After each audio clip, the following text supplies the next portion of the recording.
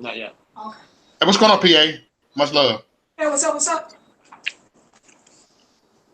All right, the broadcast is on here right now, y'all. All right. We are live, everybody. We are live.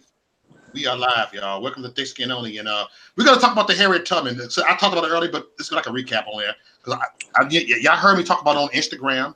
You heard me talk about it today on Periscope / Twitter and Facebook, and I did one on YouTube earlier. But it's the truth, man. And I want to tell a lot of black folks, and that Harriet Tubman on the $20 bill. To me, that's an insult. That's an insult to the black community. That's an insult to black people. It's like, oh yeah, you be good, nigga. Massa gonna give you a logo right there, a Harriet Tubman logo on a $20 bill. Like Trump said, they said that shit was racist. What he said that should have been on the denomination. That's pure politically correct. It is. That's that literal white guilt stuff. And I wish you dumbass black folks just wake up. Because this stuff is real. I'm not insulting Harriet Tubman. I love Harriet Tubman. Like I said earlier, I have a Woman Called Moses movie. She's my hero. I love Harriet Tubman. I love Harriet Tubman. Like Nat Turner. You know what I'm saying? I'm so deep into following, black heroes, black leaders, and she was a black leader. But they are mocking our black leader right there, the leader. They're mocking her. It's an insult. You know what I'm saying? They are messing up her legacy. And I'm tired and not like Willie D, I'm calling you out. Willie D, I see you made a video about that. Anybody here, I would hashtag your name. Willie D, we could have a debate about this. Because you out of all people, you from the streets of Houston, and you pandering, you the same too. And you from my age group, you actually, I think you're in your 50s. Man, Willie D, please, but I think people like you wouldn't even come close to debating people like me because I'm so underground. I'm deep underground. That's why it's good to stay underground because I'm telling you that Harriet Tubman on a $20 bill is an insult to the black community. And I'm saying that you can say I'm raccooning, that I'm a self-hate Negro. Man, look at me. I'm a gangster. I love being black. You know what I'm saying? I love it. I wouldn't trade it for the fucking world. So go ahead, man, because I can rant about it for 2 hours, Jay. What's up, Jay? Go ahead. I'm listening, man. You're getting me all right. Go ahead. Okay, because this is an insult. Preach, nigga. This is an insult to the black community. It's a straight up insult. And how dare you to insult my ancestors with a fucking $20 bill, you goofy ass. Like Uber guy said, nigga, sit your goofy ass down. The fuckingism. What do you have to call them? You got tribalism. You got fuckingism. Fuckingism. You got all that. Tribalism. You got fuckingism. You got all that. You got dickheadism. That's what Uber guy said right there. I know Uber guy studied word, but this is fucking truth. I know you ran it the other day, deleted the video, but I'm not deleting this video. They can flag me. I've been on YouTube jail. I got 3 channels, whatever. Maybe I need to break from my main channel. Okay, you killed my channel anyway. You know what, man? You know what? On a 4-wheel. Okay. Yeah. Here's what happened to me. Like, I knew this years ago that they were going to do the Harriet Tubman thing. I mean, it's no new news or anything like that, right? But anyway, so I see. I mean, me personally, I forgot all about the shit until I seen it on Facebook, right? Yeah. And it was from it, and then it was this white dude that put the post up there first. I didn't see it from any black people yet. You know what I mean? Right. So anyways, I mean, he's a friend of mine, and I love him to death. You know what I'm saying? I mean, he's liberal. He got his views. It's a free country, First Amendment, freedom of speech, press, and assembly. You know what I'm saying? But I do disagree with it. You know what I mean? Mm-hmm. And it just is what I meant was what I was saying is he was talking about like also now that Trump said he wasn't going to put Harriet Tubman's picture on a $20 bill. You know what I'm saying? And that was after racism and all that stuff like that. But we know the whole truth. We know the whole clip. But let alone that's what was being said. And that's, I guess, which I didn't see the news or anything like that. That's what the media put out there. You know what I'm saying? And I still didn't even see the story yet. You know what I mean? I'm gonna keep it 100. I'm gonna keep it Gucci. But I see what the story put out by the reactions of people. You feel me? Man. You feel me? I didn't have to watch the news, and I knew. Right. You know what I mean? The news, because the news, the shit is here. Shit is real. Right. So, anyways, he was saying about the because I said this is why I just got the news. So I didn't see your video till like later on during the day. It wasn't there. I think it was like you uploaded it, like when I saw it, you uploaded it about like 40 minutes 40 minutes. I saw it like 40 minutes after. You feel me? Mm. 40 minutes after you uploaded it. But so I say it was about 2 hours. 2 hours from that time. 'Cause I don't know what time it Right, right, was. right, right, right, right. It was a first. Yeah, I think what made. No, matter of fact, no, it wasn't that. It was yesterday when I was saying that when I was saying I was talking to this liberal. You know what I'm saying? But it was a girl. It was on that same post. Matter of fact, it was last night. The last night's show. I was fucking around with her, and and what was funny was that he said that, oh, now this is all because that making him out to be racist about it. And I asked him, I says, I'm a black man. I says, and I really don't care. I mean, really, what's the big deal of putting someone's face on a $20 bill? I mean, Mm. shoot, long as that thing spend, then I ain't worried about it. The only thing I see is the numbers. You know what I'm saying? And I was honest about it. But they were like random, and these are white folks. You know what I'm Yeah. saying? These are white folks. I'm like, so you're telling me you're telling me that it's racist to put on a $20 bill when me as a black man, I really don't care. You know what I'm saying? And then I said, well, pretty soon it's going to go to all cryptocurrency anyway. So why are you worried about it so much? Yeah. You know what I'm saying? We ain't going to be using dollars pretty soon. You know what I'm saying? If you want, I mean, if you want to keep it Gucci, you know what Yeah. I'm Keep it saying?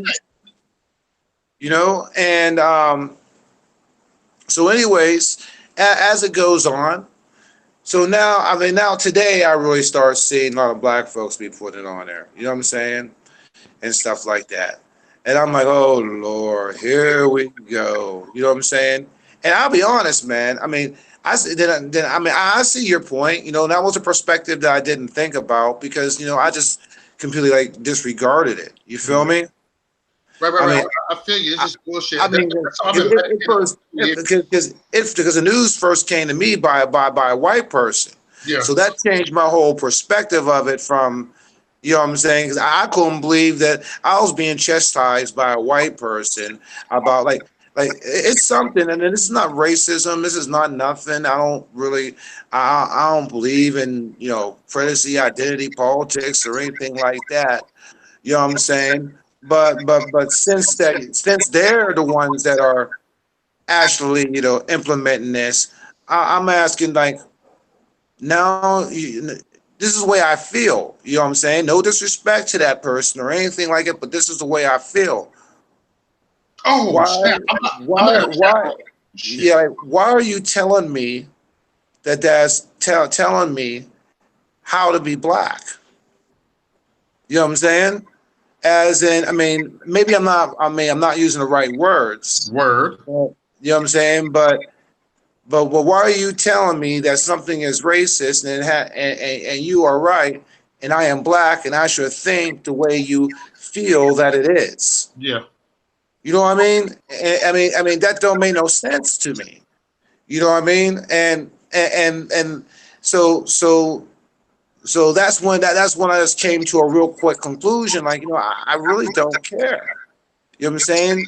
And he can't sit there and tell me something's racist when I don't see no racism. Then they start talking about Andrew Jackson and all that. I said, look, man, the man's been dead for 200 years. What the fuck has he got to do with me? Yeah. You know what I'm saying? What does he got to do with me right now, right this minute, right this second? What he, there's no way in no shape and form that he is affecting my life in this present time. Mm-hmm. I mean, Word. let's keep it Gucci, man. Keep it Gucci, my nigga. You know what I'm saying? I mean, let's keep it Gucci. That's some real petty shit. You know? I mean, I'm like Forrest Gump, man. You know what I'm saying? I mean, that's all I gotta say about that. But when it goes to your perspective, I see what you mean. As in, it is an insult to black people. That I mean, in my words, I'm just going to call it a democratic. I mean, no, I ain't going to even say. I don't even want to say liberal. As I said, this is good and evil. You know what I'm saying? I'm just going to call it. It's a cop out excuse. Whoever believes in it, it's just a cop out. You know what I'm saying? It's a cheap shot to sit there and fool me. And you right, you on point on that. Man. You know what I'm saying? And stuff like that. I mean, I agree with you 100% from your perspective. Yeah, I didn't think of it that way at my that time. spirit this past But 2 years. It irritated my spirit this past year. You know, when stuff irritates you, you meditate on it. I actually was dwelling on it. I meditate on that because you know we all got a little thing. You know, like you got people that follow Q that do this, and that's what they're doing. That's what they think about that. I don't know Q, but you know what I'm saying. But I know what's going on over here, and I see the fuckery over here. You see the fuckery over there. So where we see the fuckery at, we got, you know what? We got to call the fuckery out. right, right. Go ahead, bro. I'm getting too crazy right now. I'm a loose cannon. No, no, man, be a loose cannon, man. It's all good. Sometimes I look at my videos in the morning, right? I don't even want to watch them because I'm too loose. Like I was too loose last night. You know. I've been loose my whole fucking life, and always got discipline for it, always got ridiculed for it. But people came back to me later and said, you know what, some of the shit you be saying is true. Sometimes I feel I'm too loose on this motherfucker. But ooh wee. But then this morning I got up. People always say TMI, Mo, TMI, too much. I said, you know what? I'm gonna start doing a show in the morning called TMI. Then too much info. Fuck it. I'm gonna lose cannon. That's why. You know, I mean, I want to tell you what, because right now, man, people gotta get down, man, and just Yeah. get real. Get real with what you feel, man. Yes, get real. I like how you said. I can tell you a rapper. Me too. I was a rapper. Yeah, I'm a rapper. You get real what you feel because you can freestyle what you're saying. Go ahead, bro. Right. You know, really. I mean, there ain't nothing wrong with being real with what you feel. There ain't nothing wrong with it. You know what I'm saying? I mean, that's your opinion. You know what Mm-hmm. I'm saying? And I'm willing to listen to anybody out. I'm willing to hear anybody out and what they got to say. I Mm-hmm. may agree with some things. I may disagree with some things. Yeah. But man, but as long as you have a good character, you know what I'm saying? That Yeah. surpasses all that. Mm-hmm. You know what I mean? That surpasses all that. Yep. And that's what I'm talking about, man. You know, I mean, that's exactly what I'm. Yo, Man. matter of fact, I want you to suck this video. Like, go on your phone, right? Like, go on my Twitter. All right. Hold on. Let me go on my computer. I can screen share it.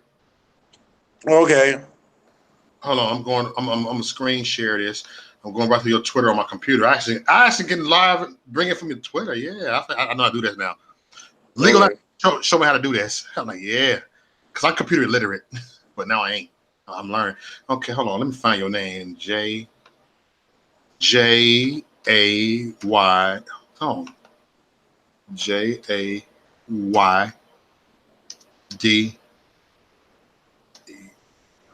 Hold on. There you go, right there. Or yeah. There you go. Okay, I'm gonna go right there, and I'm gonna screen share it real quick. Okay. But find that the one with the Arab lady beating up that dude. Hey, hold on for a second. Hold on. Hold on. Let me go to this real quick. Hold on. Cancel. I said this is for the ladies. All right. Uh, Let me put the. Hold on. Let me do this shit real quick. Give me a second. Hold on. I'm so slow. Hold on. There you go. Let me do this real quick. Right here. I should be on my way of doing this. Here it goes. Here comes the screen share. There it goes. Screen share it right here. There it goes. Right here. okay. Find that one with the lady. All right. Go I'm going slow down. down. Tell me when to stop. This is Twitter right here. What the hell? Impeach this. I was gonna be flag. Let me get up, man. Give me flag and shit. Hold on, who this skinny jean wearing ass nigga right now? I get on that one. I'm gonna keep going, bro. Just tell me when. No, check out my retweets. My retweets. Oh, go back from the top. Yeah. My retweets. Okay, you can go through this, man. You can read this. To the ladies, Yeah. Hit that video. right here. Yeah. Read All it right, out loud. bring it. Hold on. Let me go right. Hold on.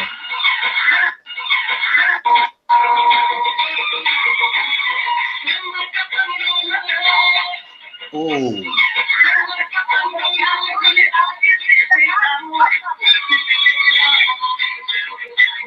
Wait, no, here comes the good part. Here comes the good part. It is slow, but it's better. Oh. No shit, got that nigga. Come on. Oh snap. Hold on. She came out like super fly Jimmy Oh, Snuka even on though her, he came back and finished it. Look, the chick came out of nowhere. man. Hold on, let me rewind that shit. Hold on, rewind. Look at it.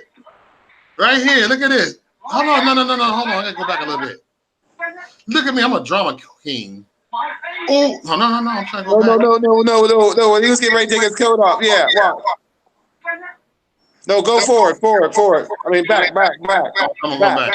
Right here. Hey, right here. He trying to be all hard and shit. Yeah. Look at everybody. Y'all see this dude right here. Watch what's about to happen, everybody. Look at me. I'm all like Jerry Springer. Watch this, y'all.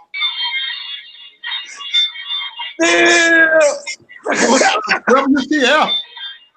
She had that nigga something. Yeah. Oh my God! I tell you, hats off to her, man. Hats off to her. Well, hey, I tell you what, though, I don't give a damn. That shit was sexy. Yeah, that was sexy. Maybe you want to hit that shit real good. Now, that's a Maybe woman right there, ass. huh?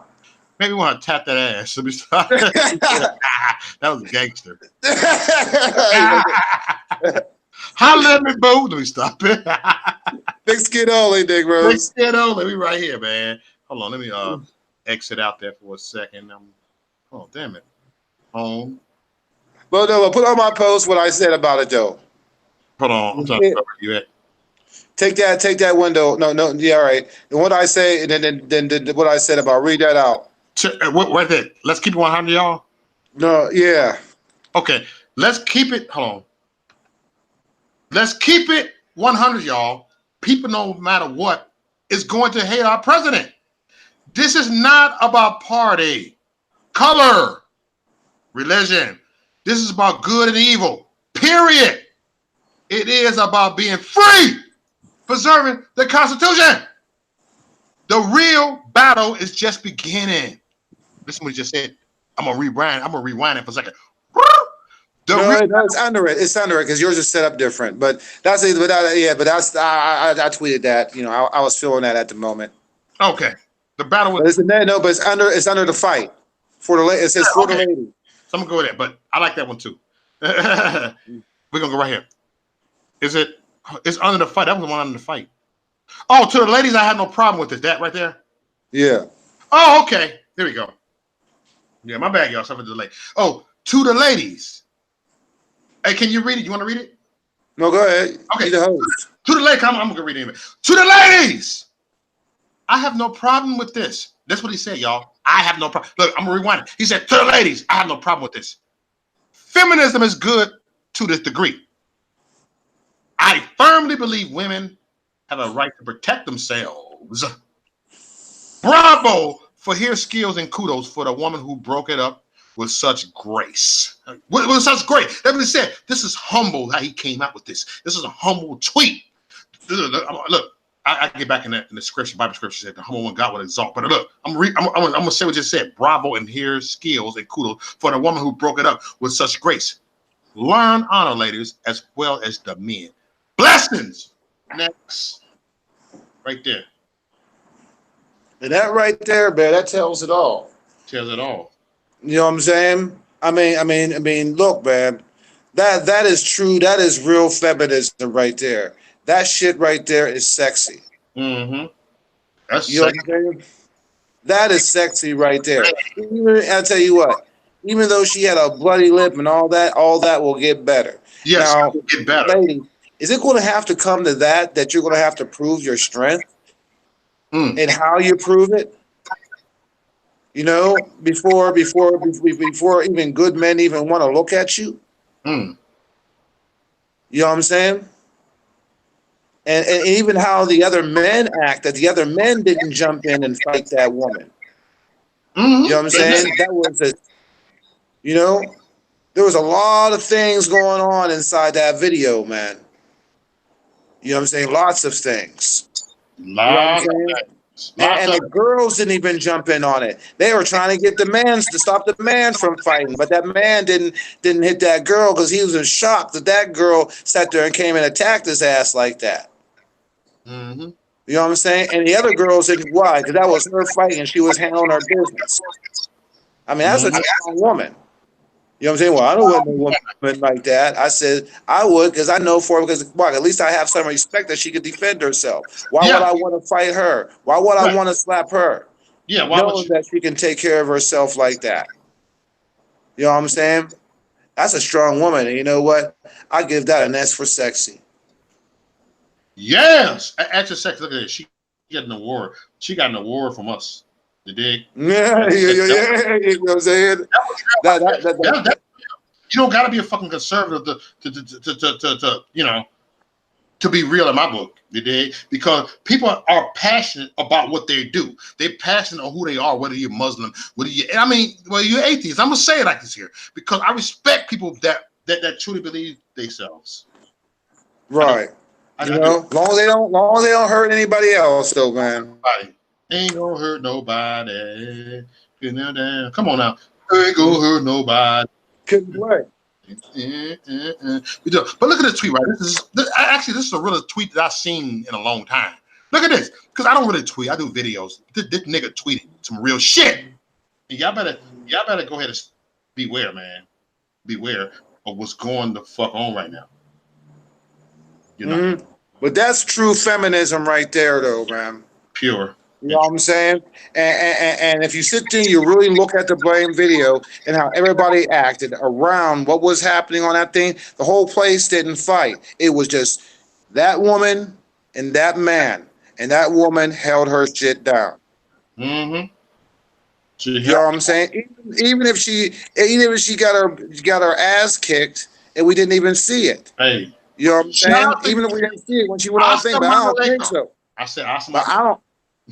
But I don't think you know. I don't think anybody. I don't think she got her ass kicked. But you know what? No. That's all the video that we got. And from what I said, everybody was honorable about it, as far as I'm concerned. That was their bad. They were just trying to break it up, and nobody jumped in. That's kudos for that. Now Mm-hmm. see that. Now see that happen with Americans.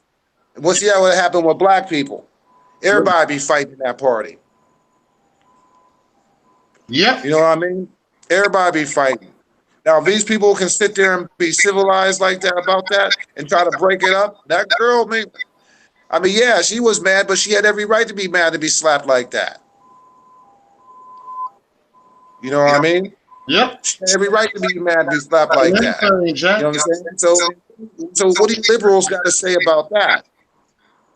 You know what I'm saying? Oh, is it all the man? No, as it says now, this is as a conservative, and I'm on the woman's side. You saw the situation.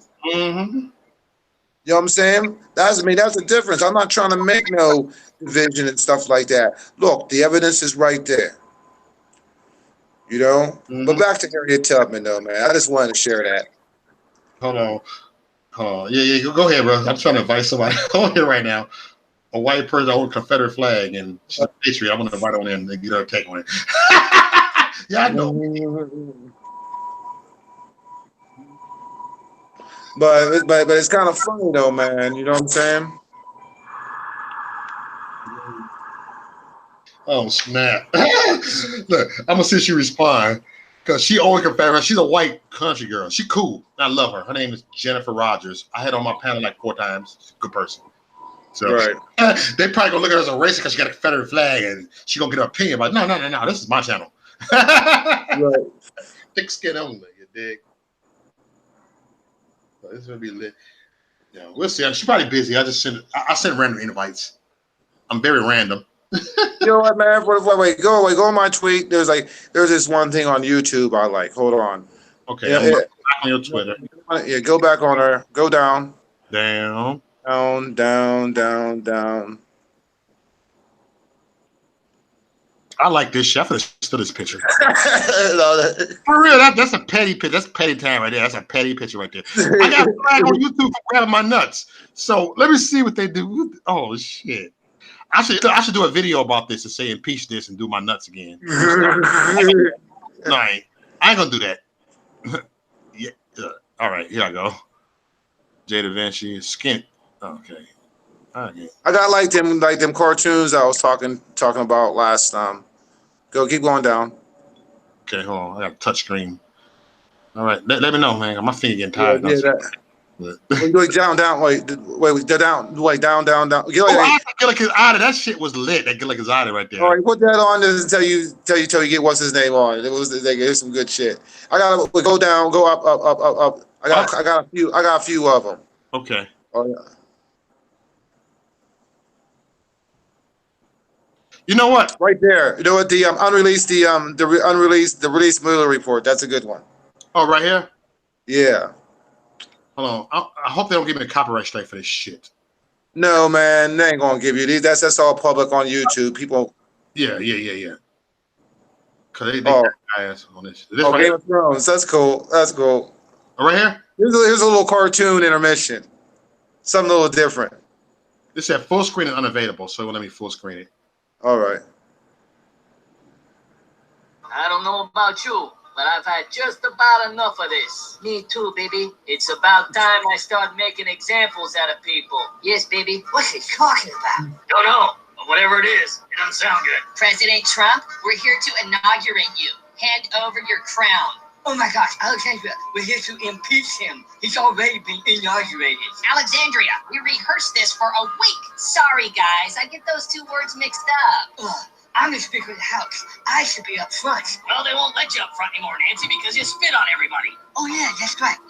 It's like a damn Gallagher concert. They should be handing out rain jackets before you speak. Oh, you're so funny, Chuck. Hey, look, honey, the clowns are here. I love clowns. Hey, clowns, entertain us. We're not here to entertain you. We're here to impeach you, Mr. Poopy Pants. Yeah, we here to impeach you, Orange Man. So you're here to impeach me, huh? That would be a neat trick. It's so weird that they would name this word after a fruit. Alexandria, you know what? Never mind. You need to surrender, Trump. We're here to impeach you. You're here to impeach me, huh? All right. But you gotta get Trump filled though. Trump filled is the best one. Listen, where the hell is Joe Biden at? I want you to do really good. Yeah. This is the way I've always been. I'm so proud of you. You can do that. This is what my husband's victims must feel like. My lord. Pervert show? I'll always be. I can watch this shit all day. Here, Joe. Right. Cry. Gosh damn it, Joe. Pull it together. We got work to do. Yeah, come on, guys. Let's get serious. Yeah, guys, this is serious. I know some people say I got a lot of time on my hands. I got lightened up a little bit though. You gotta love clowns. They're always here to amuse you. We're not here to amuse you. We're here to impeach you, Mr. Poopy Pants. Yeah, we're here to impeach you, dude. Yeah, we're gonna impeach you, Trump. Wouldn't it be weird if you were called an applement instead of impeachment? We're done playing around, Trump. This is war. Yeah, bow down to us, Trump. Once and for all. What exactly are you going to impeach me for? Well, we really don't know yet, but we're working on it. Yeah, we're working on it. Is that okay? Yeah, we're working on it, you racist. Yeah, we're totally working Oh on my it. God. I honestly have no idea what's going on. Trust me, we're always working on it. Is that so? Well, I hope you brought a bigger army than this. Oh, don't you worry, Mr. Poopy Pants. We've got a secret weapon. Secret weapon, huh? Who'd you bring? Bozo the Clown? More like Maxine the Wallace. Well, look at what we have here. Evil. The biggest clown of them all. You want to go to war with me, clown? Why don't you come and get me and find out? Hang on, America. It's time to take out the trash. So we to be continued. Look at this. So, you gotta get Trump filled though, man. Trump filled is good. yeah. All right, I'm gonna get back to the screen, y'all. I'm gonna stop sharing this, and I'm actually waiting for the other guests to come on here real quick. I'm here. I can hear you. Oh, you're here. Okay, hell yeah. All right, here we go. Oh, stop sharing. All right. Oh yeah, I'm on my. Oh, I can see you now. Okay. Ah. All right, how you doing, Jennifer? Oh, I'm still above ground. You know how it is. Right. You know, I brought you on here because you're very raw and uncut. What you say from your heart. You say from the truth. And look, you see the title of the video is very controversial, but it's controversial. But they don't look behind the scenes on it. I have a problem. Hold on. Oh yeah, my bad. Here you go. I have a problem with the Harriet Tubman being on Twitter. I have a problem. I don't have a problem really with it, but why do motherfuckers have a problem with this stuff? It just pisses me off. They focus too much on that being a problem. Oh, she need to be on a $20 bill. Like, oh my God, like Trump said, it should be on the denomination pure political correctness. It's that white guilt shit. Go ahead, Jennifer, because I'm all over the place. Oh my goodness. Where could we even start? Where could we even touch on this? Go ahead. Only. I got nothing against Harriet Tubman. She had a good cause and she fought for it. She did things people couldn't begin to imagine. Yes. But to stick her on a bill of any denomination, knowing that I think our money is still made primarily of cotton, isn't it? Isn't that a bit of an insult? Mm. I mean, I don't know. I say leave the bills for the dead presidents, the Federalists, the ones that push to control this country. Leave it for and put the good ones on coins. We have Sacagawea on a dollar coin. She's an Indian lady. She's on a dollar coin. Let Miss Harriet be on a coin. What's the harm in it? I like coins, okay. honestly. I'll get that. I mean, that's a good idea, actually. I like that. Yeah. I mean, I got no problem with it. I mean, people have what the opinions they're going to have about Andrew Jackson all day long, and the man was not perfect, as no president was or is. Mm-hmm. But the one thing old Hickory did do that was important at the time, people don't know about much, is that he helped to destroy at the time, the central bank that was implemented in America. Of course, it didn't last long. We have a central bank here now called the Federal Reserve. But he fought against that so hard, against bankers and the lobbyists of such things. And his dying words were, "I killed the bank." He didn't want that here any more than we do now, but we have it. He tried, at least. He wasn't a perfect guy, but he did at least try to stop that. Mm-hmm. But, I mean, I say put Harriet on a coin for sure. That'd be awesome. Okay, you said a coin. Hey, I like where you put it, a coin. Hey, come on, y'all, with that the political correctness stuff, man. Come on, y'all, man. I'm this stuff is going They can spend millions of dollars revamping the damn quarter for the 50 states and all these friggin' what you call them landmarks. Surely they could put Harriet Tubman on a dollar coin, or better yet, make a $2 coin. Have you ever seen a $2 coin before? Me neither. Put Harriet on a $2 coin and let her be special in her own right. Yes. We got a $2 bill. They hardly get circulated anymore, and you're almost hard-pressed to find them, but they're out there still. Make a $2 coin and let her be on it. Yeah. That'd be pretty darn cool. This is real. Let the dead imperfect presidents remain on their paper. Yeah, you can burn it easier. Trust me, the way the value of the dollar's going here before long, it ain't gonna be worth nothing. It's not gonna be worth anything. And then it won't matter who's on what. It won't matter who's on what. I mean, when this whole show takes a Titanic nosedive, it ain't gonna matter who was on a bill, a coin, or anything. Ain't gonna matter. Right. Thank you. Not one bit. Somebody made a comment on Facebook tonight, a post, and I told them, I'm personally waiting on one of three things to happen regarding this country, regarding the world in general. Number one, I'm waiting on the Lord's return. Mm-hmm. Or number two, I'm waiting on total financial or societal collapse. Or number three, I'm waiting on the sweet meteor of death.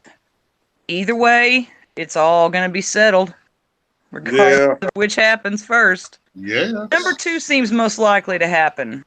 Number three, it's probable. The Lord's going to come whenever he's good and ready. Ain't nothing we can do to alter that. Lord Jesus, please come. I've been asking for that for a while now, honestly. I'm ready. I ain't going to lie, Mo. Yep, me too. I have given this country almost 40 years of my life, and I've watched it do nothing but slide in the downhill direction. I'm ready. I'm ready to go. Stop the world and let me off. Mm-hmm. I'm tired of going around. It's crazy, you know, and how we feel that way, you know, because we tired of it. We tired of it. I told my daughter, she came by yesterday. My daughter, 23 years old. I said, baby girl, I know you didn't vote for Trump. It's cool. I took you to vote, but I'm scared for your nephews, which is my grandbabies. I told her that I'm scared for them. I'm Oh, I terrified. have concerns. Absolutely. I'm not a mother. I don't have children unless you count a You got dog. nieces, you got godchildren, whatever. I've got yes. You see I have, stuff. I have two god kids. I've got Yeah, more see? nephews and nieces to last me to rapture, and I love them all dearly. Yeah, And I hate to see what's coming to them because they don't even know it. Some of them do. My godchildren, they're more of the down to earth, you know, had it rough, but we're making it. We know how to make it types. So they have an idea, in a sense, of what's coming, and they know how to endure hardships. Yes. Whereas a lot of people don't. Mm-hmm. Yeah, that's true. Some folks actually think that when all this begins to collapse, there's going to be some miracle utopia, and people are going to come together and join hands and help each other. It's going to be something like a cross between that movie called The Road, if you've ever seen it, and the Book of Eli, where people are just going to be eating each other. They're going to go nuts. Yes. I mean, in a time of collapse, especially societal, there's chaos. I'm talking pure chaos, like, you know, someone's going to kill you for your car. Thank you. It's going to kill you for your food. It'll be Someone's like going left to kill you behind. for your water. Come on. That's what it would be. Should it all happen tomorrow, something happens, let's just say the dollar collapses in value. The dollar goes to zero. That would be it. That would be it. People will either start rioting, raiding, looting, killing each other, going crazy, or people are going to try and leave this country in droves. Honestly, I would be on the second half of that list. I ain't going to try and kill nobody, no. But I will try to get the hell out if I can. I mean, I'm sorry, I'm not going to stay on a sinking ship. Hell no. Why would you? I can't think of anybody who would. And you look at California, there's your example. I mean, that state is sinking in a hurry, and people are leaving it. All the liberals are flooding the ship. They're getting out. They're running away. There you go. That's just one state out of 50 showing the example of what'll happen. And that's just minor with California. They're having financial issues. They're not even going, well, I would say they're not going crazy, but then again, they are crapping in the streets. It is pretty bad. I've seen pictures. That place looks horrible. You couldn't pay me to live there. Not at all. California? In general, but definitely San Francisco, man. San Francisco. Oh my gosh. Oh, yeah. Oh, Fresco. Ooh, don't get me started. It'd be hasty. Crapping in the streets and friggin' drug needles everywhere. Yeah. Lining the streets everywhere. I mean, it's Skid Row times a million or something. I don't know. Yeah. It looks horrific. I saw the live videos with this lady named Kayla True. She said something about Skid Row. She was doing a live video in Los Angeles. It was Skid Row under the bridges, but they made homes for the illegals, the illegal Mexicans. They homes for them, not shelters, homes. Wow. Oh my They God. got homes. Whereas non-illegals are living in tents or living in boxes or living under overpasses in the girders, Yeah. But hey, as long as the illegals are comfortable, we can rest our heads on the pillow at night, right? Get out of here with that nonsense. There's so many elements in this country that are pointing it in one inevitable direction. And I told a friend of mine earlier, she said she wants to leave her grandchildren a better place. And I said, I've got assessments for that, but people don't want to hear it. It's a reality that no one wants to think about or handle. Yeah, because it's something goes. Yeah, that's the inevitability of this country post-Trump. And that's granted Trump's really making changes. That's debatable. But his presidency will end. It's not indefinite. It's not forever. He's not Franklin Roosevelt. He's not going to serve for almost 24 damn years. What was it? Yeah, 4 times. Actually, it's like he served. Roosevelt was like right into his 4th straight term when he died. That was the only reason he left office. He died. Yeah. 4 terms in a row. Won't happen. Mm-mm. Unless they decide to repeal that amendment. I do believe it's the 22nd Amendment, which limits presidential terms. Mm. Russia had the same conundrum, Putin was riding high as president. His term was over. He was out of it for a little bit, and then all of a sudden he magically reappears. Uh-oh. Yeah. It's I'm sorry, guys. What's your idea on Putin? Oh, God. It's a mixed bag with Vladimir, I swear. On one hand, I admire the man because he is dogged determined. He has the vision for his country. Yes, he does. And the vibe he's projecting is that basically what one half of this country had at one point was that he wants to be left the hell alone. Leave us alone. Go do your own thing. Yes. Get our name out of your mouth. Right. And on the other hand, I also realize what a nuclear enemy Russia has been in the past and could potentially be now. That's why I say he's a mixed bag, man. I don't know about him. Right. Because there's still that state of confusion with the media. You know what I'm saying? Oh, You do have your. So you do. So I have my doubts. I mean, because.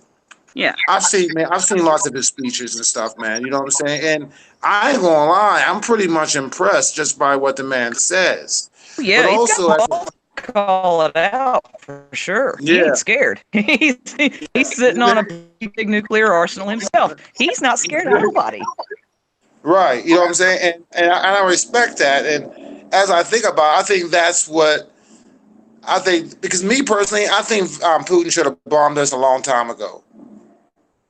You know We were very close, man. We were like this close. Razor thin. I do believe it was 62 when Russia moved a lot of their missiles down to Cuba and the American government had a shit fit. Kennedy managed to avert pushing the little red button. We were that close to just letting the dogs out.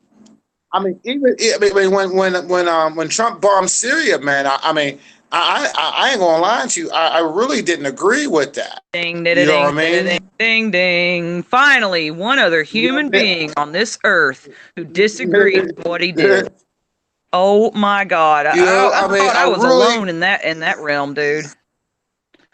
We had no business. No, man. As is the case with most wars we've been in, we had no business doing that. The only business that was made was the stock market profit of the manufacturer of those missiles we launched. Because it's all about money, baby. Right. But I see it I see the reasoning behind the decision, but you know what I'm saying? Because of all the rhinos. It's true.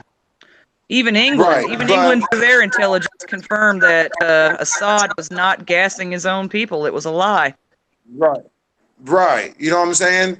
But kind of like Iraq, weapons of mass destruction that they never had. But the reasoning of doing it doesn't. I mean, from him doing it doesn't justify. It doesn't. For me, just the attack wasn't justified. It was justified in the eyes of the Federal Empire when it made Raytheon about $5 billion in stock market profit. Right. But I say ethically, it wasn't justified. Oh no, morally, we've got no business sticking our nose in any country, and it's no wonder when you consider that our government has 800 military bases scattered across the world. 800 military bases. What business do we have having that kind of spread across the globe? None. Zip. Zero. Zilch. Not a goose eggs. Not a damn bit of business with having 800 military bases in 70 countries around the world. And then we wonder why Iran's all pissed off at us. Well, gee, I don't know. Could it possibly be all the bases surrounding the damn country? If we had 20, 25 Russian bases surrounding our nation, would we not be just a little bit pissed off? I'd say we would.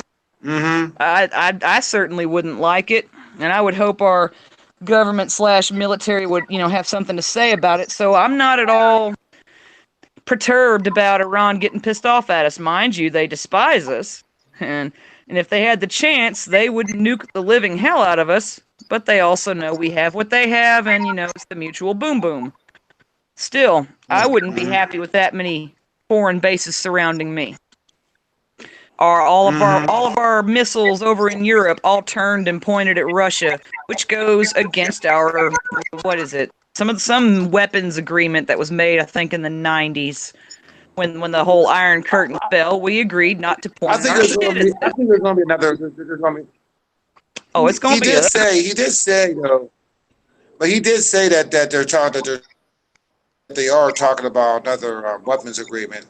I mean, I'm saying I'm going by what he said. I mean, it's like this. Yeah, I vote for Trump and all that, but for me, anybody's good as his word. And I did see they did say that Russia they're talking about making a new deal, or should I say that Trump is open for a new deal, or if Russia is open for a new deal. I don't really know, Why but the not go good back to the side. old deal where we just turn our missiles away from Russia like they used to be? I mean, the reason I said a deal. I mean, a deal was because I don't know. I don't know all the mechanics behind closed doors Oh no, on what none of they're us will. talking about. You know what I'm None of us saying? So, yeah, none of I, us I, ever I'm will. still, I'm still going. I'm still going by. You know, if I was you and you was me, and I had my own people and you had your own people, you know what I'm saying? Yeah, it'd be that easy. You know what I'm saying? But at the same time, you know, I mean, if we do have them pointed at Russia, right? I mean, number And one is many other that places, yeah. what do we have pointed? Because we have nuclear missile silos. It's just, I mean, pointed is as in no matter what, man. You know what I'm saying? Russia got the coordinates, we got the coordinates. So missiles, Oh so yeah. no missiles are pointed at anybody until they're launched. You The know what I'm only saying? thing that keeps the only thing that keeps countries from turning other countries into glass parking lots is the idea of mutual assured destruction, which means whatever you launch at me, I'm launching back at you, so get ready to die. It's the only thing that's kept Russia and America from nuking each other into oblivion. Because Right. we're both pretty evenly matched in the nuclear arms department. People don't believe that. They think America's superior, and that's been our problem for a very long time. We are not superior. We just got the shit spread out everywhere so it looks impressive. Russia's Right. got weapons that could seriously make a dent. Right. You know what I'm saying? And I tell people, man, we can get. I call the United States a Death Star. Reason being is only thing, no. The reason being is, man, why? If you really want to destroy the United States, man, throw a nuclear bomb like a nuclear bomb that's a bunker buster, a very strong bunker buster to go inside the ground and blow up and cause a super volcanic eruption. One Oh shot. hell no! That's too sci-fi. If you really want to cripple America, you launch a couple of nuclear weapons into the upper atmosphere, causing an EMP, which will knock us back to the 1870s, Oh yeah, that too. and then it's free for all. Red Yeah. Dawn, whoever wants to swoop in from south and north and just take her on over. An EMP, a couple of good EMPs would cripple this country, especially given our shitty electrical infrastructure, and it is shitty. Yeah. Yeah. It wouldn't take much, and Russia knows this.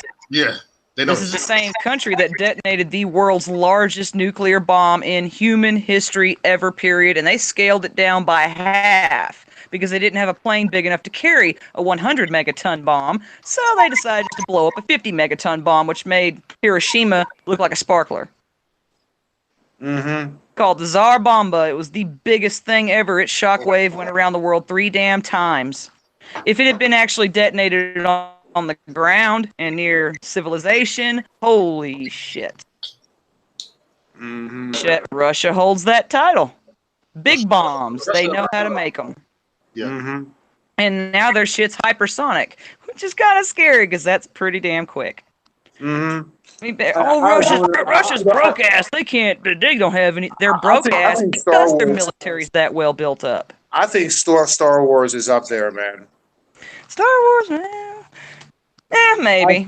I ain't saying it is, but man, but I ain't saying it ain't. Yeah, I know. I yeah, mean, I ain't saying it is. I ain't saying it ain't. And also another thing is though, I mean, of course, man. We don't. They said. I remember when I saw it when they showed that hypersonic bomb, right? Oh yeah. They said a Patriot missile can't even hit that bad boy. You know what I'm saying? And that's a lot. And that's a lot of math. But you know what? A laser can. Yeah. I mean, yeah, maybe. Hopefully. I mean, I would sure hate to try and test the theory. You know what I mean? Right. Hey, Russia, could you launch us like a 20 megaton and we see if we can just knock it out of the sky over the Atlantic? Thanks, buddy. We'll pay you back. I mean, we gave you 20% of our uranium anyway, so hey, you owe us one. Well, but they have the ships that have the lasers on it, though, too. Yeah, I've heard about them. Laser interceptor type things that can just bzz and just take it out, which is not a bad thing to have. Right. You know what I'm saying? So we do. I mean, yeah. So I've seen that. So even though because man, they try to scare. Oh, we got a subsonic. I says, yeah, man. I go, why? I go, common sense will tell you a laser will take it out. Why? Because even though you have a straight beam, you know what I'm saying? It's a straight beam. Oh yeah.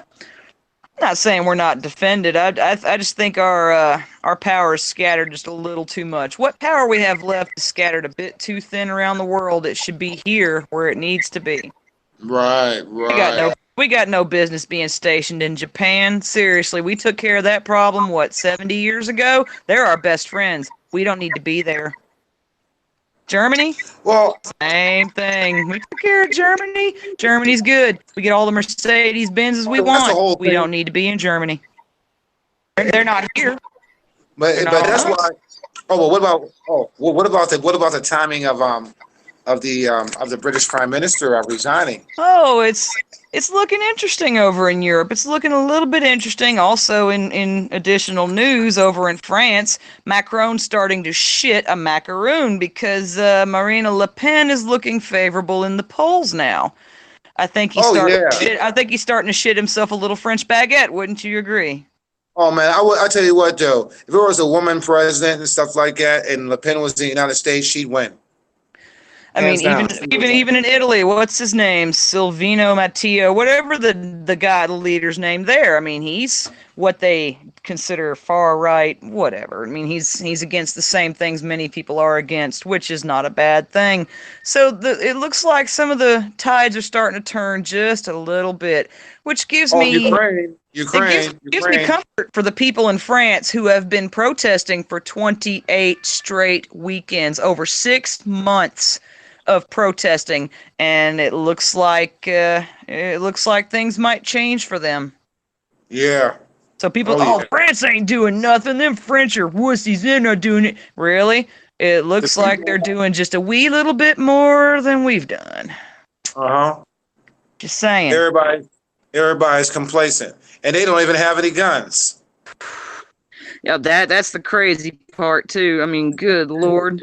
Oh, but also, man, at the same time with us, man, and knowing how we are and it's how this country was founded, we ain't doing shit because everybody knows if one person shoot, all hell's gonna break loose. But would it? But would it really? I mean, no hell broke loose when that guy was killed in Maryland over that red flag law. The cops banging on his door, demanding his guns. He said no, they shot him dead.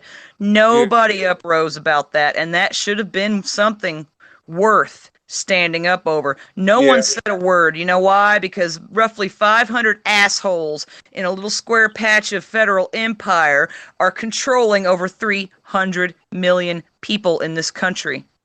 You're right. That's the harsh reality people don't want to look at. Oh, we're free. We got guns. No. Really? Then how come you still being treated like a chattel slave? Tell me that. True that. So why do you think it should come to that? Because I'm like very lax. I mean, number one, if it came right down to it, I'm willing. You know what I'm saying? Don't get me wrong. Well, you know what I mean? You need to look. I don't want it to go there. I really don't want to go there. That's the problem. That is part of the problem. I mean, Jefferson said it himself. The tree of liberty must be refreshed from time to time with the blood of patriots and tyrants. He wasn't saying that to sound flowery 200 years later. He was making a point, as he made in the Declaration of Independence, which states that it's our right and duty to abolish, not just to alter, but to straight up throw off a government that is tyrannical in its power. And I'm hard pressed to find anyone who truly believes this current government of the past, oh hell, I don't know, 232 years hasn't been tyrannical in its reach. Right. Yeah. But people are scared. They got That's the a hard guns, one, though. but they're afraid to die. Lavoy Finicum was not afraid to die. The man in Maryland, his name escapes me, God rest his soul. He was not afraid to die. Those are rare exceptions, and it shouldn't be rare exceptions. It shouldn't. Right. People are afraid. But what are we afraid of? I mean, if we think we could win, what are we scared of? It's deep down, the people know that the odds are still stacked against them. Because the government has its military spearhead, there's no guarantee that the military would fold and support the people. Not when it comes to orders. Because orders are orders. Right, but also the president's the commander in chief. But it's a slippery slope. Absolutely. Franklin Roosevelt was the commander in chief in 1942 when he ordered the military to arrest and imprison roughly over 100,000 Japanese Americans and inter them on American soil in camps. It's tough. It can happen. It has happened. That's the thing about history. People want to overlook it, but you need to look at it. Oh, a president would never turn the military on his own people. It's been done. It can be done again. With one stroke of a president's pen, he can shut this entire country down. It's called executive orders. Not just for passing laws to piss off the other political side. But also, it's not what was the executive order? There's an executive order called 10990, which can effectively shut down everything in this country. Pretty much put the entire country under martial law. But it's under the discretion. But you see, here's the thing that I fear about it. Like, number one is, I made an ace card for that because I make a lot of cards. I make cards like ace cards, and the executive order. And I did read it, but it was really under the discretion of like what's implemented by the executive order is implemented at the discretion of the president. So you don't have to implement every single act in executive. That's just what he can do with that executive order. Those are the powers. I mean, history has shown that the president doesn't have too much power, though. Way too much power. More power than they should ever be allowed to have. But here's where the slippery slope comes, okay? Suppose if I was in a president's shoes, okay? And I would say, okay, I want to implement this executive order. Okay, I signed it. Now I have this power. Okay, now this is a real now just like Spider-Man with a lot of power comes a lot of responsibility. Big power, big responsibility. You know what I'm saying? Oh yeah. So then all of a sudden, Lord and behold, something happens. I get assassinated and killed. Now that executive order is still open. Okay? Or perhaps, it was Pence and Trump got taken out. Just say this, okay? And then Lord and behold, we have Nancy Pelosi as president. Nancy Pelosi, and that executive order is still on. We're in trouble. I mean, if you look at presidential history, we've been in trouble many a times. There was once a president who decided to suspend the writ of habeas corpus. Have you ever heard of that? Yeah. Oh yeah, the writ of habeas corpus can only be suspended by Congress. This president circumvented Congress and suspended it for a lengthy duration, which was absolutely illegal to do and not within his realm of power, but he did it. That president was Abraham Lincoln, and his suspension of habeas corpus resulted in the arrests and imprisonments of thousands of Northerners. You talked about that 2 months ago on my channel. Yeah. Who objected. They objected to Lincoln going to war. They didn't want war. They didn't want to see war. They didn't want it happening. They objected. Printing presses made stories, like we do today. We criticize the president. We tell him he's ridiculous for doing what he's doing. Lincoln had people arrested and imprisoned. Without trial, without due process, they were simply clapped in irons and hauled away.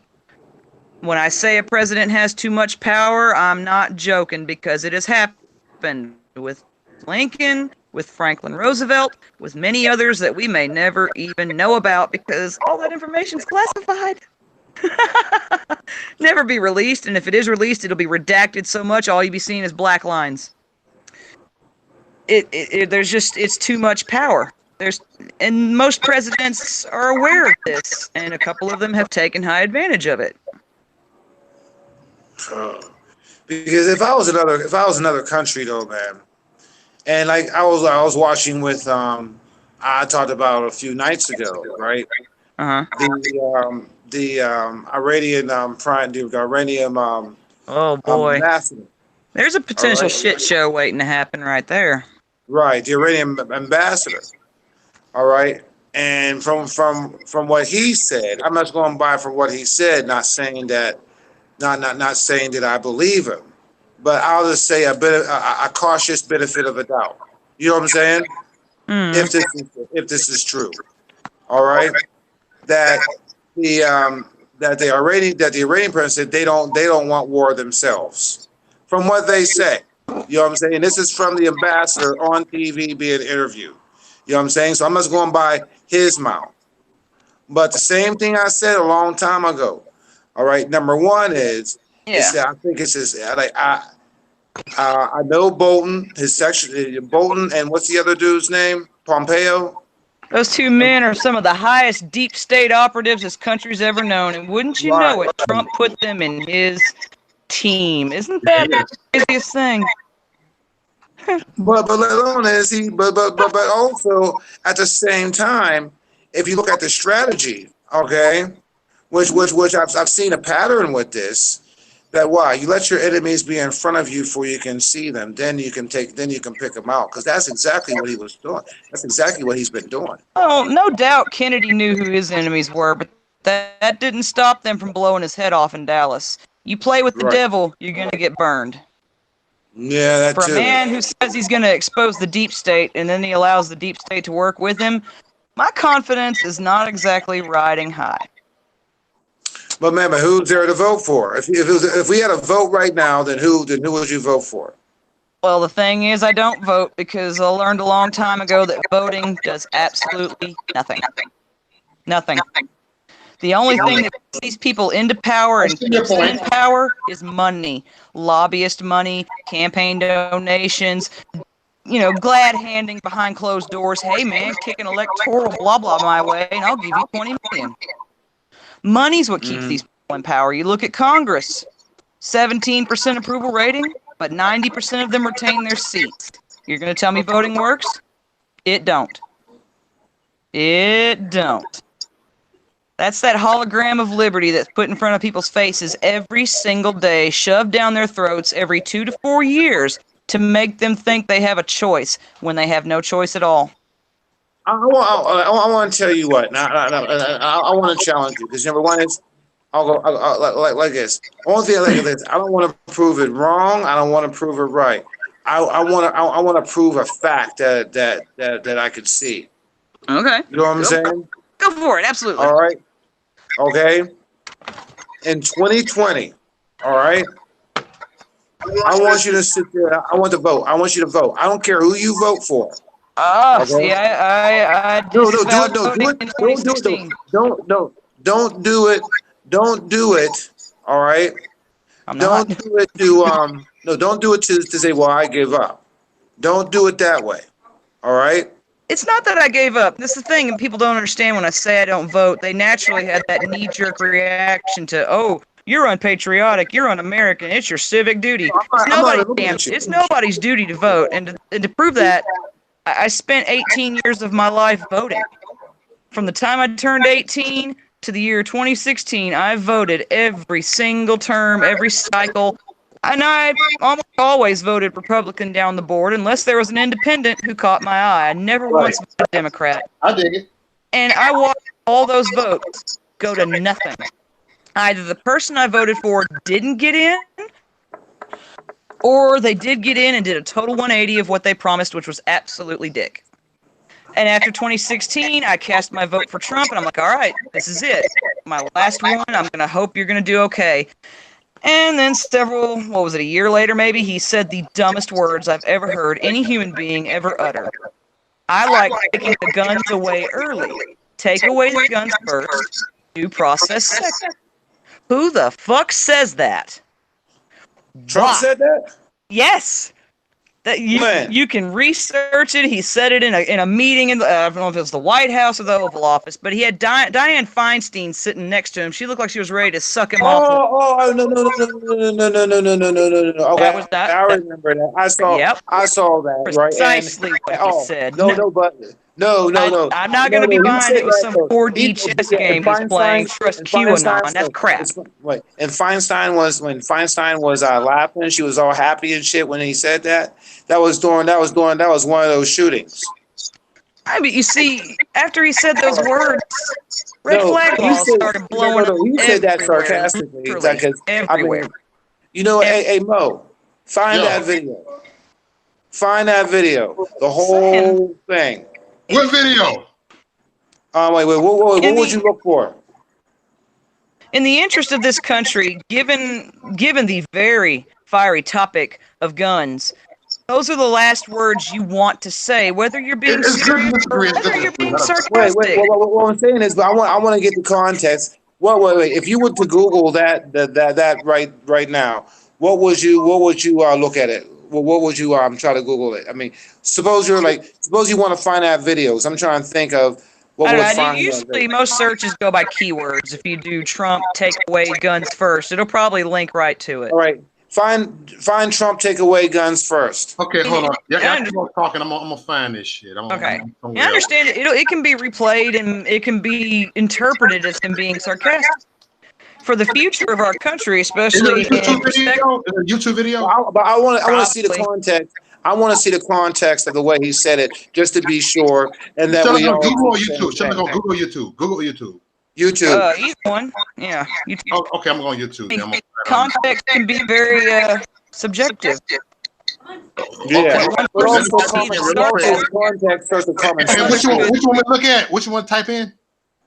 Just like Trump take away guns first. Trump take away guns first.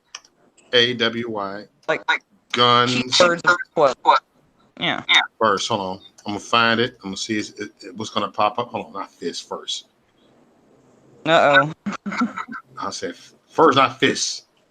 All right. President Trump says taking guns early without due process. That's it? Yeah. Okay, that pop up. You dig? Hold on. Hold on. This is gonna be good. This is lit today. Everybody, please get y'all some popcorn. Cause this shit gonna be good. Even if it's sarcasm, don't play with words like that. Not in this country with that sensitive of a subject. I want to see what he said. I want to see the whole clip. I don't want to see part of it. I want to see the whole clip, and then we discuss it. Okay. Because it's only right here. I'm gonna put the whole clip right here. You dig? Right here. All right. Share screen. Here I go. And I'm right here, y'all. Hold on. How long is it? How long is the video? It says 1 minute and 22 seconds. All right. Okay. I want to see a little bit more with that they confirm. Hey y'all. Oh yeah, hey y'all. Watch this. Hey Chrissy. Hey Chrissy B. It's got Mike Pence talking first, and then Trump answers him. So okay. So is it the right one? Yeah, it's the right one. Go ahead. Okay, here we go. I'm gonna play it. All right. Well, the category you spoke about the gun violence restraining orders. They're called. California actually has a version of this, and I think in your meeting with governors earlier this week, individually and as a group, we spoke about the states taking steps. But that's CNBC too. Really give families and give local law enforcement additional tools if an individual is reported to be a potential danger to themselves or others. Allow due process, so no one's rights are trampled, but the ability to go to court obtain an order, and then collect not only the firearms, but any weapons in the possession Or of that like individual. take the firearms first and then go to court, because that's another system. Because a lot of times, by the time you go to court, it takes so long to go to court to get the due process procedures. I like taking the guns early, like in this crazy man's case that just took place in Florida. He had a lot of firearms. They saw everything. To go to court would have taken a long time. So you could do exactly what you're saying, but take the guns first, go through due process second. He was not being serious. Wait. Okay. So anyways, he said, okay, this was dealing with this. What was it dated at? It says 1 year ago, so 1 year. About a year ago, yeah. yeah. All The guy right, but wasn't still, being but sarcastic, the man. one He is was in I'm wondering, He agreement. was talking about. He was pushing to eliminate due He was process because talking the court about. was so lengthy. But that's the law. That's how it goes. Due process. Wait. Let Chris speak. Let Chris speak. What do you say, Chris? I think he was talking about the people that that are doing, like, they go and do things like are abusive or something, and they take their guns away. I think that's what they're talking about. But Like, it becomes a very slippery slope with red flag laws, because if I don't like my next door neighbor, I can call the cops and say, hey man, my neighbor's kind of psychotic. You might want to come take his guns. And boom, that's it. There's no due process. They come in, they confiscate, or like the guy in Maryland, you die when you try to defend your right to maintain arms. In this country with that sensitive issue, you never utter something so stupid as what he said. That's the dumbest thing I have ever heard any president say outside of George H.W. Bush saying, read my lips, no new taxes. Hey, well, respect to It's not because smart. you don't follow Trump blindly, and I respect that in you. That's the biggest thing I can respect. No. You know, Not none a of bit. I don't follow any of them blindly. Never follow blindly. That's how you feel. Okay. Always be objective. Always have an outside look at things, because when you look too straight at something, you're missing it. What's going on at the sides? You're missing things. I want to see what the situation, because number one is I remember seeing that because they didn't show it, but when there was a wide shot, see if Fox got that same thing too, because that was CNBC or CCBS or something like that. CBS. That was MSC, whatever it is, one of the alphabets. It sounded like it was in response to probably some shooting incident. Okay, Some of these things that happen. That's why I will look more into it. Mo, Yo, go on down the Fox News. It says Dan Bongino reacts to Trump's "take the guns first" comment. Let's see what he says. All right. It says from Fox News. you said on YouTube? Yeah, it's on YouTube. Yeah, but that's why I'm on YouTube. Hold on. Let me go. I'm gonna how you walking through me, because y'all know I'm slow with computers. Wait, hold on. I just okay. All right, hold on. Do this You technology. got me up there doing something on computers. I'm trying to rant and talk. You got me doing little research on computers. You're multitasking, Mo. You got this. I believe in you. Damn, stop it. You got this. All right. Okay, what do I type in? I'm going to search right here. I put Trump says take away guns. Trump, TRUMP. I type so slow. That's all right. Dan Bongino. Hey, we got all night. Take away guns. So I'm going to look this up. Oh, And y'all should be the third one down, Fox News. Dan Bongo? Yeah. Dan Bongino reacts, yeah, Oh, okay. to Trump. Hold on. Let me go right here. Let me get back over here. Do the screen share and go right to. Hold on. Let me. I want the mic to pick up, so I got to put on my screen real quick. All right, my screen real quick. All right, I'm right here, and hold on. No, I ain't right here. Okay, we'll do it like this. How's everybody doing?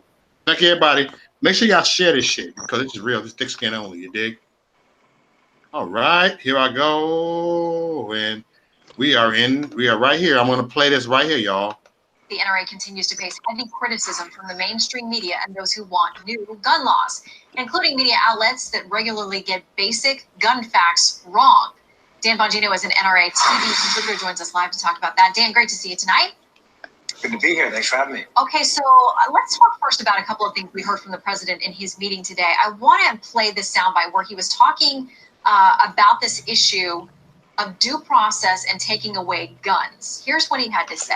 Guns. I have to pause before we cover a strike. But yeah, this is. Look at this, everybody. All right. I want to cover a strike. I have to play the game. All right, here. It takes so long to go to court to get the due process procedures. I like taking the guns early, like in this crazy man's case that just took place in Florida.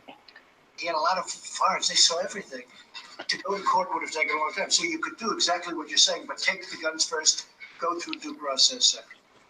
What is your reaction to that, Dan? Well, that's not what due process is. I'm a big supporter of the president. I think his heart's in the right place. But due process is not taking the firearms first and then going to court second. Now, having said that, Shannon, if it's a clear case, when I was a New York City cop, we had an emotionally disturbed person rule in the Baker Act they have in Florida, where if you're a danger to self or others, that's different. You can remove the weapons, but due process to permanently remove someone's constitutional right. But listen, that's a big deal. Due process is going to court first, and I think we have to be clear on that. We still live in a constitutional republic. Yep. Boom. Everybody, I can't argue with that. Look, I don't compromise. Not arguing. It's the same. It's the same thing Lincoln circumvented when he suspended the writ of habeas corpus. It's the same danger because of his actions. Thousands of people were imprisoned illegally simply because they had difference of opinion. It's a dangerous thing. Also dangerous is the interpretation of who's crazy. With these red flag laws, you could literally make it anyone. If I lived next door to Christy and I didn't like her for whatever reason under the sun, I could call the cops in that red flag town and say, hey, come get her guns. She's dangerous. And that's all she wrote. Okay. It's dangerous. Here's what I say. Here's where what do I you think. draw the line? Our lines have been backed up so many times over the years. Where do you finally draw it and say no more? Here's what I think. I think he said the crazy man. Okay. I feel like if, I think our laws in buying guns should be more, they should be more like the deal with, oh my God, my mind just went blank. The guy that shot at Parkland, Nicholas Cruz. He should have had his guns took away a long time ago. He should have never been able to buy guns. He was on their radar for a long time. Yeah, that's true. Indeed. But that's the problem. You can buy them illegally too. That's the thing. You take away somebody's guns, they're still going to get them. Very true indeed. Also true. So, it's a dangerous, slippery slope, and to have the president to say something like that, I'm sorry, I can't. Well, then, I tell you what, though, in order to solve it, man, you know what I'm saying, to be honest with, then, even though I have my other little conspiracy theories about it, you know what I'm saying, due to what was happening prior at Parkland, but I ain't gonna go there because I think I know what you're talking about, and I'm in agreement to some of those. But the issue of the actual shooter that did the shooting, then I believe he should be put to death. No argument. The South Carolina church shooter, I think, was sentenced to death. I've got nothing wrong with that. Yeah, I mean, if he pulled the trigger and killed them kids, even though it could have been MK Ultra or a government or a deep state operative thing and all the conspiracy theory that's going on, but he pulled the trigger. Okay, he pulled the trigger. Then he should get the death penalty. Period. Period. Agreed. You know what I'm saying? I mean, I'm a full believer in you pay for your actions. Absolutely. And if people don't, if all know the death penalty because the death penalty is a real big. Yeah, that's another thing. People are against the death penalty, but they want to kill babies. Okay, make up your fucking mind. People are against the death penalty, but they want to carpet bomb non-threatening countries. Ain't it grand? Right. You know what I'm saying? And that's what it got to be. I'm sorry to say it as in it may hurt it may make people feel a certain way, but I'm more not sorry than sorry. Man, people need to feel a certain way. That's been the problem in America for too long. People need to get slapped in the face with reality. The problem is so many want the feel good hopes and dreams, heads in the clouds. It's all going to be all right. They avoid reality at all costs. They can't handle reality. There's several realities that you won't convince many people of. It's beyond them. Just like 1,000 years ago, you couldn't convince anyone that the earth was round. Right. And it wasn't the fact that the earth was round that pissed them off, but the fact that they were taught it was flat was a lie. Right. People, when it comes to lies, deceptions, something as simple as a card trick, sleight of hand. People, they'll go, ooh, man, how did you do that? But they really don't want to know. They want to be fooled. Yeah. And that's the majority case of America right now. You've got half the country fooled by Trump being the evil orange man. You got the other half fooled by Trump being sent by God to save our country. It's disturbing.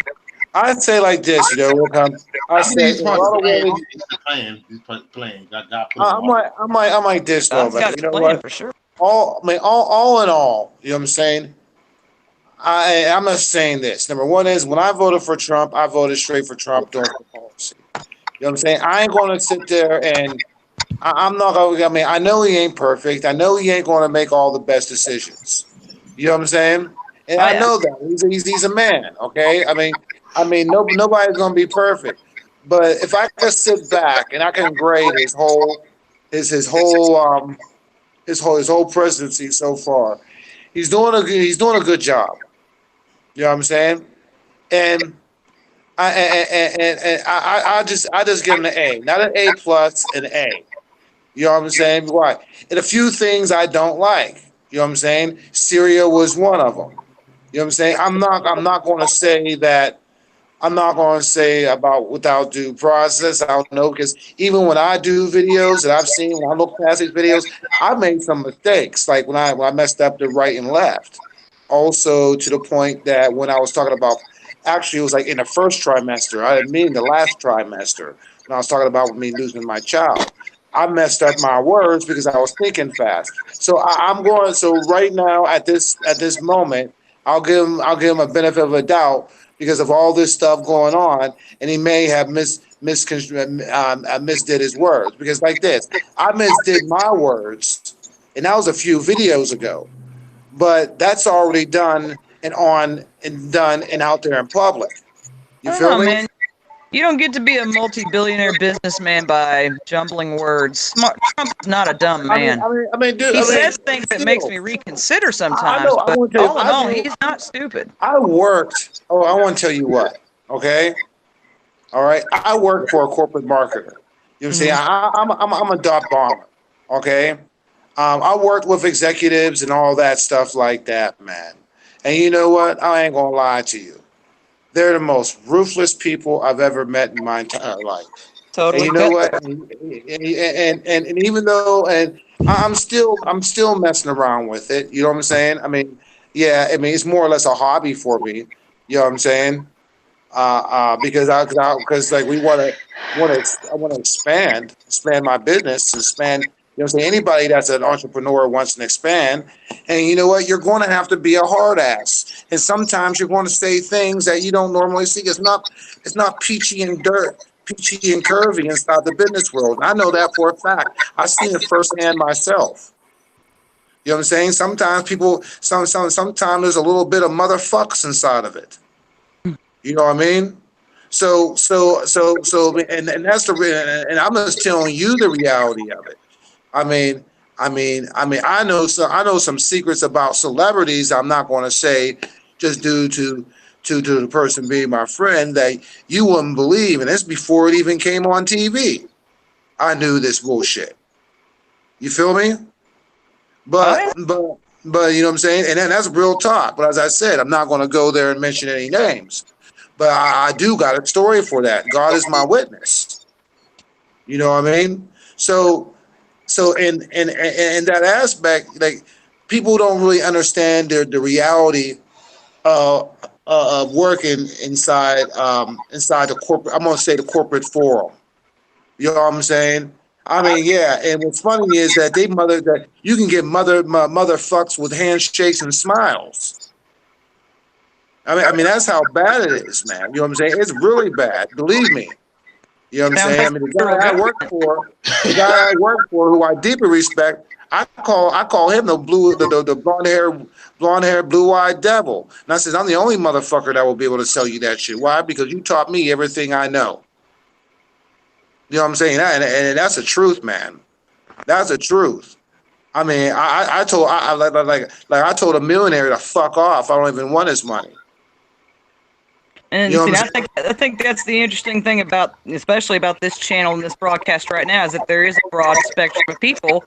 Where you're on the end of knowing the higher corporate end of things. There, you know, I'm at the basic end, the very Right. basic of Yeah. just working I a mean, 10, I 11 could have got a hour lot of day money, job man. for 15 an hour. All I want, my basic reality, I want to be left the hell alone.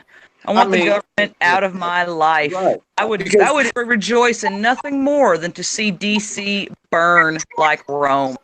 Right.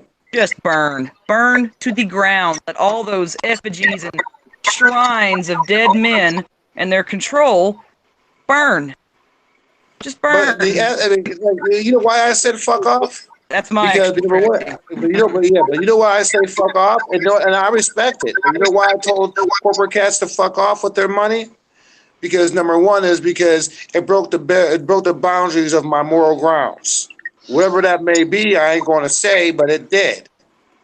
You know what I'm saying? It broke a barrier of my moral grounds, my ethics, and the money wasn't that important. And also, it was his fault. It was his choice. You know what I'm saying? That I gave him the deal. You know what I'm saying?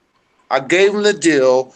It was legit. There was a fucking plan. He didn't listen. He did what he wanted to do.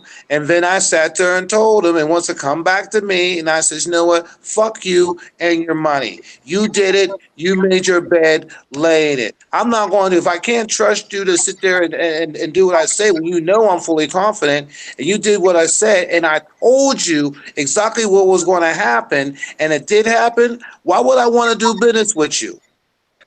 Why can't people have that same approach to government? I don't understand it. I don't understand it. We all know that shit in D.C. is full square against the people. And it's not illegal. I don't give a damn what Supreme corrupted court had to rule on it. They're not the arbiters of anything when you really sit back and think. Secession, liberation, secession is not illegal. This country was founded on secession. On July the 4th, when everybody's lighting up their barbecues, you're celebrating a secession day. Right. Why can't 300 million people right now in their respective states say, okay, that's it, we're done? Right, and that's a real situation I just told you. And this is inside the corporate world. You know what I'm saying? Because I tell you what, though, man, and especially if you sit there, if you go to like a meeting or something like that, right? Like a business meeting. The business meeting ain't really business because it's 3 hours of bullshit and 15 minutes of business, if that. Really, you know what I'm saying? It's 3 hours of bullshit and 15 why? Sitting there slobbing on each other's dick and all that shit. I mean, not literally, but you know what I'm saying? I'm just saying it basically what it is. But that's what the fuck it is. You know what I'm saying? It's like you're sitting there jacking each other's fucking dicks until you get a fucking paper sign. Damn, basic bitch in the scale. No, I mean bullshit. You know what I'm saying? I mean, imagine. Imagine that you wanna fucking go home and get a fucking paper sign, and you're sitting there, man. You're drinking and getting all fucked up, and now you're playing Indiana Jones like in the beginning, going shot for shot to get a motherfucker to sign a fucking document. You know what I'm saying? It's bullshit. It's fucking bullshit. It's a waste. In a way, it's not a waste of your time, but the other person is wasting your time because we have to do this fucking courtship shit. I understand, but I have a certain time limit for that shit. I can sit there and bullshit and all that stuff like that, you know. And then it goes to like a psychological warfare type shit that you know. It's all a fucking game. It's a mirror. It's a mirror image of our government, and that's why I'm laughing. Yeah. Polarities are uncanny. And I see the frustration, but you can't sit there like, look, motherfucker, are you gonna sign this shit? No, you can't do it because why? Because you gotta finesse the motherfucker to sign the shit. Oh, we get finessed every 4 years, man. Every 4 Right, you know what I'm years, saying? they get up in front of that Right. TV and say their sweet words and what they're gonna do, and about 95% of it don't get done, even though the people put all But I tell you confidence what in it. though, about 95. Okay, if you want to say about 95% of what they said they got done, I can tell Oh, you what.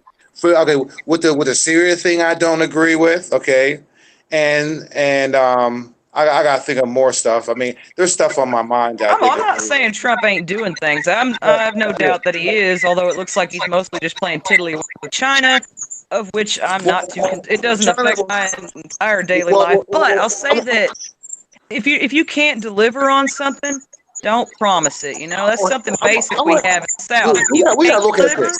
don't make Let's it look at work. this, You okay? know. Okay, Trump is an internet like he does his business. He does his business internationally. The only reason being I'm talking to you this way is because, as you said, man, you see. I mean, I don't want to say, but don't take it as a grain of salt.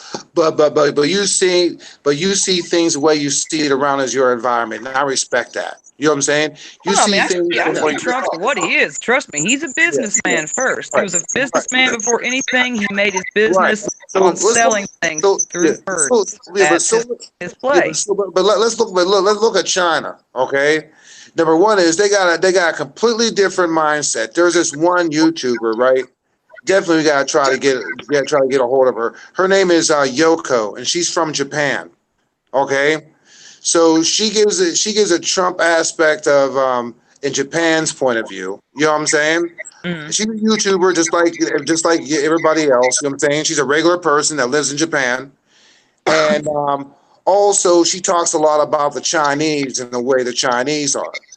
And from what she said is that number one is that she said that the Chinese are sneaky. You know what I'm saying? That And don't and surprise me. They're communists. okay, and this is from the Japanese. This is from the Japanese perspective, and also they will test you. Also, to understand that you know what I'm saying they're very very um Authoritarian, their culture. controlling, No, domineering. no. Their Oh, culture operates on a different psychological level. yeah, they operate on communism. It's Precisely. not communism. This is thousands of years of custom that they still practice. You know what I'm saying? And their mindset is different. You know what I'm saying? Because when you look at a country, you got to look at. I mean, when people talk about foreign relations. Foreign relations is not just you sitting there talking to them. Foreign relations is understanding their customs and the way they think, what is honorable and dishonorable with them. And then you have. I mean, you do have to in some aspects you do have to conform to their understanding. You know what I'm saying? That's where empathy comes in. And a lot of people think that don't know what empathy is, or empathy is a bad word. No, empathy is measured from an individual point of view. Also, empathy is measured for foreign relation as a country as a whole's point of view, as in dealing how they live, how they think, how they operate, understand the hustle. It's like me going like, okay, I have my hood. Mo has his own hood. Mo's hood would operate differently than my hood that I'm in right now. Even though it's the same thing, the way they operate is on a different level. So you got to understand their level on how they make the deal. That's why he wrote the book, The Art of the Deal.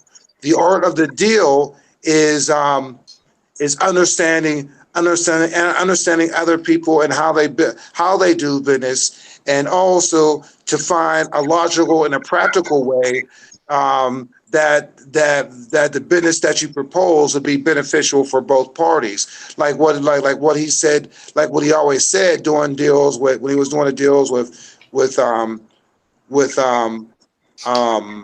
Canada and Mexico, even when I was talking to the Koreas. Well, I want to have a reciprocal deal. that both countries benefit. Okay. Now, number one is he's all good for a reciprocal deal, but he's been saying that look, the deal that we have isn't fair, and I'm not going to sit there and do a deal that we pay more money than you do. We either both pay the same thing, you know what I'm saying? And if I was to think, if I was in his shoes, you know what I'm saying? Okay, and then with that deal, have a little incentive deals that will benefit both of us. Then yeah, sure. Then let's talk about that. I mean, it's very tedious, man. I mean, I really highly suggest you to read the book. You know what I'm saying? The Art of the Deal. Because I mean I understand, and also I understand how to use it in foreign policy, especially living out of country. Now I lived out of country for 2.5 years. You know what I'm saying? Which I lived in Germany, and that was a completely different point of view. You know what I'm saying? And it was something I had to get used to. You know what I'm saying? Even messing with people from different countries here, living in Vegas. I talk to a lot of people here. You know what I'm saying, and stuff. And different people have their different customs, and different ways of thinking, and different ways of life. And it's up to us as individuals to understand them people and try to make something reciprocal. And you know what? That's a mission and a half, and it's not easy. And I'm just trying to open you up to some new ways of thinking. I mean, it's your choice it's your choice of what you're thinking. But I'm just telling, as you said, people don't like the harsh reality of things. I'm just trying to give you the reality, you know what I'm saying, from my experience, and also looking at his experience, because I was somewhat there in his experience to understand the mind capacity of different people. Plus, it's the experience of traveling different countries and traveling to different cultures. And that's something that we as Americans can't quite grasp on, because some of us haven't left the country or haven't lived that life. I'm not saying that there's anything. I'm not saying that there's anything was wrong, that anything's wrong with your view. By all means, no. I love you. You're American. You know what I'm saying? And but also, I want you to, I would like. I didn't say I want you. I would like, you know what I'm saying, to open your mind that there's a plethora of parameters, you know what I'm saying, that you got to put into consideration on every situation, which includes using empathy, you know what I'm saying, or if you don't know, you know what I'm saying, instead of having your mind up, before you make up your mind, ask questions first. That's the only way that we can all actually have understanding of where everybody's at. It works for me. It works for me, and there was a point in my time that I felt the same thing. I felt the same exact way you did. But until I started talking to more people, until I started traveling, if I didn't travel out this country, right, I think I would be the same boat as you. You know what I'm saying? Because I wouldn't. I've been out of the country before. My views haven't changed. All right. Well, then it's something you have to grow in, or it's probably you choose not to. I've been to Toronto. Did that count? I've been to Toronto. Did that count? So it begins. Man, you've been in a foreign country, man. That counts. It's all with you. You know what I'm saying? It's all with you. But still, still look. Still look at it more openly and research it a little bit more too. Yeah, I don't know. I don't know what to say on that. You know what I'm saying? But only thing I can say is this. Just let me that there's a lot more situations that meets the eye when it comes to foreign policy and deal making with other countries, and it is, that's the reality. You know what I'm saying? It's a completely different world. It's like I come from a small town in Brackenridge. I live in Las Vegas, right? And it's a completely different creature here in Las Vegas. People that act the way at home here in Vegas, they don't act like the way the people at home. Same where you're from. I'm suggesting that you're from down south, correct? That'd be correct, yes, sir. All right. So then it's a completely different lifestyle. So my lifestyle wouldn't be the same as you, but we're still American. I mean, I correct? definitely understand that perspective. I lived up in the Pacific Northwest for 2 years. Totally different situation, different people, different place. I understand the. Trust me, as a Southerner, Right, I but businessman, I tell understand you the what, aspect you of got, different people, places, if definitely. you don't got your cars right and businessman and all that stuff like that, man, they'll take you and they don't give a fuck. All I right, think and I yeah, think it I'm is. best When ever it to goes get into down, business or corporations. I mean, we're all sucked into the big one itself, so we're all in that boat, and it's a boat we can't right, seem to get out of. but just like you, I just want to make my money and leave me the fuck alone. And know what? I'll be honest with you, I can sit there and make a lot of money and sit there, man, just to collect a check and have a ranch house or something out in the middle of the country, just like you. Probably I go, oh, you'll see my ass with a cowboy hat on myself, kicking it. Honestly, Look, everybody, I'm gonna show you I'm how. honestly, How I've been look at working. this, y'all. Look at this. Look at this. Hey, I'm there from the she Confederate is. flag. Look at this. There you I go, got mama. one. I'm from the South border. I got Hey, two of Right here, I y'all. Look have. at this. I I own a tip my Confederate hat. flag, and I'm from the South. All right. Hey, when I see the Confederate flag, I think of the if I look at a Confederate flag, you know what I think of it as? I think about the General Lee on the Dukes of Hazzard because I love Yep. Me that Oh TV too. show. yeah. Yep. I That's don't look at it that's like that. Shit. Oh that's come where on my now. Yeah. that's why my kids started liking it. It's nothing racist to them. That's why they love it. That's why they wear it on their clothes. That's why they flew it from their trucks. Just Trust because of me. that. Yeah. Just Trust me. because of that. As a Southerner, born and bred, as a Confederate descendant, and as a person who's been called everything from a racist to a white supremacist to a traitor to a loser. Oh my gosh, I still don't have hate for people. And you're sitting there talking, I can't hate people. and you're sitting there There having are a good time. instances where I have a hard time dealing with people, and there are times where some of these fools I'd like to throat punch, but I don't hate anybody. Hatred's a bad thing, And dangerous thing. You're wearing a Confederate hat, and you're talking to two black people. Well, oh my God, I'm liberals are going serious, man. I crazy. mean, it's crazy, isn't it? Oh my God, she hates black people, and she's talking to. Not at I'm going all. Confederate Oh my flag. goodness. No. Oh, we got No. we got to Chappelle it now. Oh We got no. we got Dave Chappelle it now. Like it's we got we got a white nigga with a Confederate hat. Oh! They don't get me. Hey, I'll tell you from personal experience, and I've been to many Confederate flag rallies, and I'm not talking the KKK kind, because trust me, if I could take a baseball bat to anyone, it'd be them sons of bitches. Yep. Any of them. They are not fit to touch the hem of that flag when they carry it with their hatred. I despise Real talk. KKK. Listen, everybody. Yep. All three phases. They're in their third phase right now. They've had 3 phases in their history. They're in the third one, which is still fairly quiet, but they're trying to research. They can't stand the white hood sons of bitches. Don't like them. Don't And this is try. for their own Confederate flag. She probably got about 50 Confederate flags around. At these Confederate flag rallies, I ain't gonna lie, it was mostly white folks because that's just what it is here in the South in many cases. There's some But blacks. I call them crackers. we've had several rallies where a good friend of ours who happens to be a black guy who loves that flag as much, if not more than we do, he would show up. And you cannot imagine how much hatred that man faced, more than we were facing. Oh, I'm All sure. eyes slapped on him, and they wanted to kill him. Incredible. And sad. Sad. Wow. Yeah, his ancestors fought too.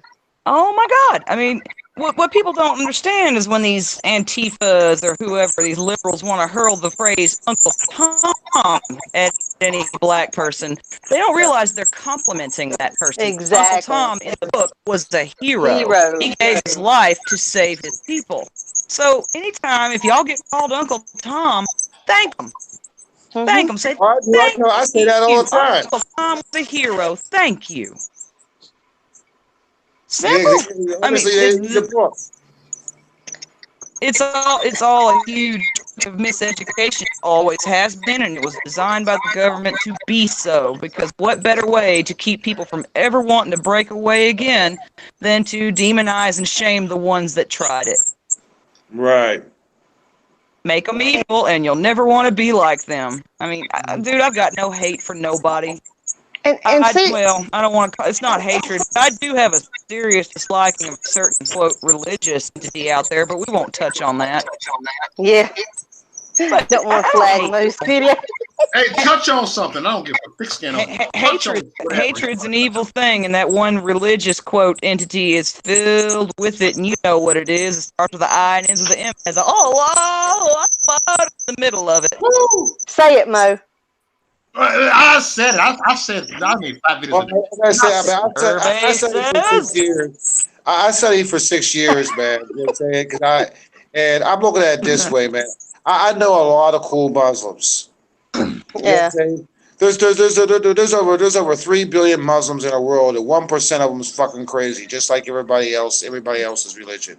And Yeah. and it's the news that's making them all bad. And it's messed up because I know a lot of good ones. But I mean, there's some, you know what I'm saying, that are a little bit extreme on it, but they're not extreme enough that will hurt somebody. You know what I'm saying? Like we as I said, we call that one Muslim. I ain't gonna go through the story again, but we called his ass Papa Smurf. Reason being we call him Papa Smurf was What's up, Smurf? because he had a real long beard, he had his coochie, and to me he looked like he was black, and we called him he was light skinned like you, and we called him Papa Smurf because that's what he looked like. A mulatto. If Papa Smurf was a regular colored human being, it'd be him. Oh my god! You know what I'm saying? And this is in the Muslim in the Muslim culture, and I'm telling you this. You know, we called him Papa Smurf, man. No lie whatsoever. But also that but he was a strict Muslim. We thought he was a little bit too extreme, but he wasn't too extreme that he was going to put a bomb on himself and kill somebody. No, he was just extreme toward other people, trying to make people like him. But he didn't get mad enough to sit there and not. I mean, he may not talk to you or say hi and bye and respect you, but that's about it, man. He make his own damn money. He has his own family. He takes care of them. He takes his kids to Disneyland just like everybody else. Yeah. You feel me? You know, so I mean, as I said, don't judge the whole thing. I mean, shoot. I mean, the Al-Fatiha really is like one of the most beautiful things I've ever heard. Bismillahi Rahmani Rahim, Alhamdulillahi Rabbil Alameen, Ar-Rahman Ar-Rahim, Maliki Yawmiddin, Iyyaka na'budu wa iyyaka nasta'in, Ihdina Siratal Mustaqim, Siratal Lathina An'amta Alayhim, Gharub Alayhim Walabdoleen. They say that every single day. Some of them, to me, some of them don't know what they're saying because they got hate in their heart. But also, some of them that say it every day, you know what I'm saying? Actually, five times a day. You know what I'm saying? They're some of the greatest people I've ever known. Like the one dude I know that I love is, man, I call him Pops. His name is Abdul Hanifa. You know what I'm saying? And he's a Muslim dude. You know what I'm saying? I love him to death. That man, like, when nobody else would help me, not even a Christian that would help me. That was a man that sat there that had my back when I had nowhere to go. It was a Muslim man. You know what I'm saying? So that's why I can't say nothing about it, because you know what? A Christian person didn't have my back at that time when I was in need. You know what I mean? So who are we to judge a whole religion when that guy had the same belief? And he sat there and took me under his wing. When I was hungry, he fed me. You know what I'm saying? When I needed shelter, he gave it to me. Nobody else did, and he was Muslim. But should I hate him because he's Muslim and nobody else sat there and helped me at that particular point in time? Let's keep it Gucci. You know what I'm saying? It's the reality. Yeah. You know, I mean, go ahead. But going back to the Confederate flag and the KKK, they actually started, I believe they started on the American flag, if I'm not mistaken. They used that more they than were heavy with the American flag. Exactly. They used it more than the Confederate flag. Say around the 40s or 50s was when they started hijacking the Confederate flag and using it. Up until then, they were American flags all the way. You could see Klan bakes from the 20s in D.C. where they marched down main avenues carrying nothing but American flags. That was the thing, and they still tote the American flag. They tote all of them now. But I want to kneecap every single one of them I see carrying that flag. It infuriates me.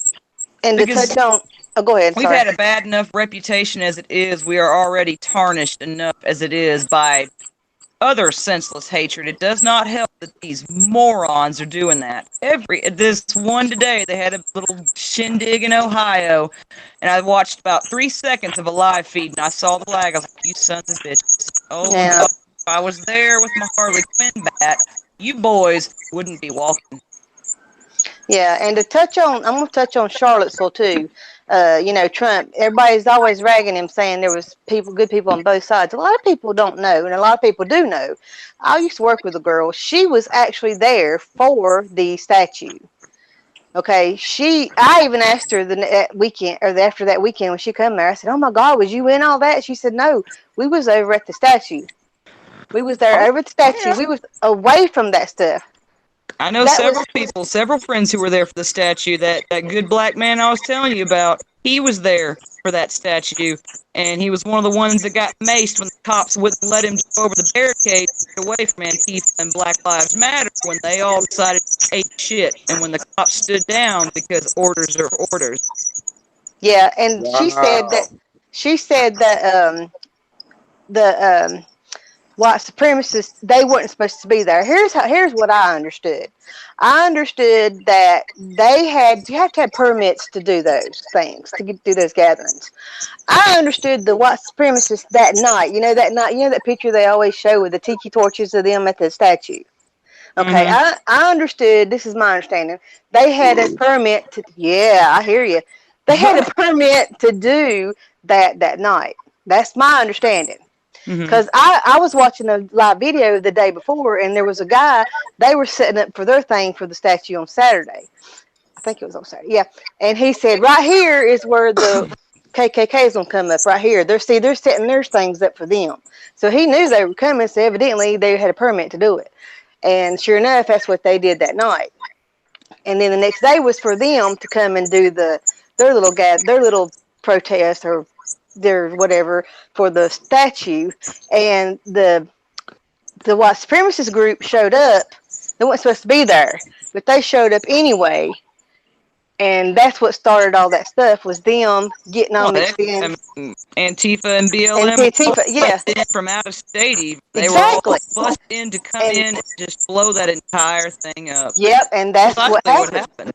Yeah, and she said they wouldn't even there to fight. They were just there to do the protest, and all that crap right there just started because, You know what's amazing is that the only group of people in that entire, pardon my language, clusterfuck who didn't Yep. get messed with were the small groups of militiamen who had guns.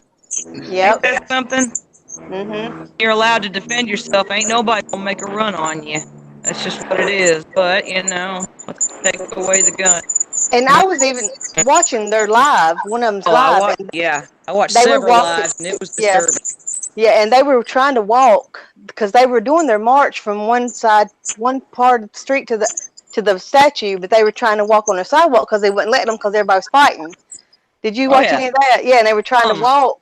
Several of my friends were there, and they were near the statue when things started. Take your mic off for a second. Okay. I'll tell Jay. Oh, Jay. What's up? Hey, cut your mic for a second. When you want to talk, put your mic back on. You get feedback. Who, me? No, Jay Da Vinci. You get feedback. Oh, okay. Okay, and I don't know, and then yeah, and then you could see like them trying to walk by, and all the fighting was going on over in the street, and they were just trying to walk to the statue, and they just all that crap was going on around them, and it's just ridiculous. My friends that were there, they were. Ooh, I'm hearing feedback too.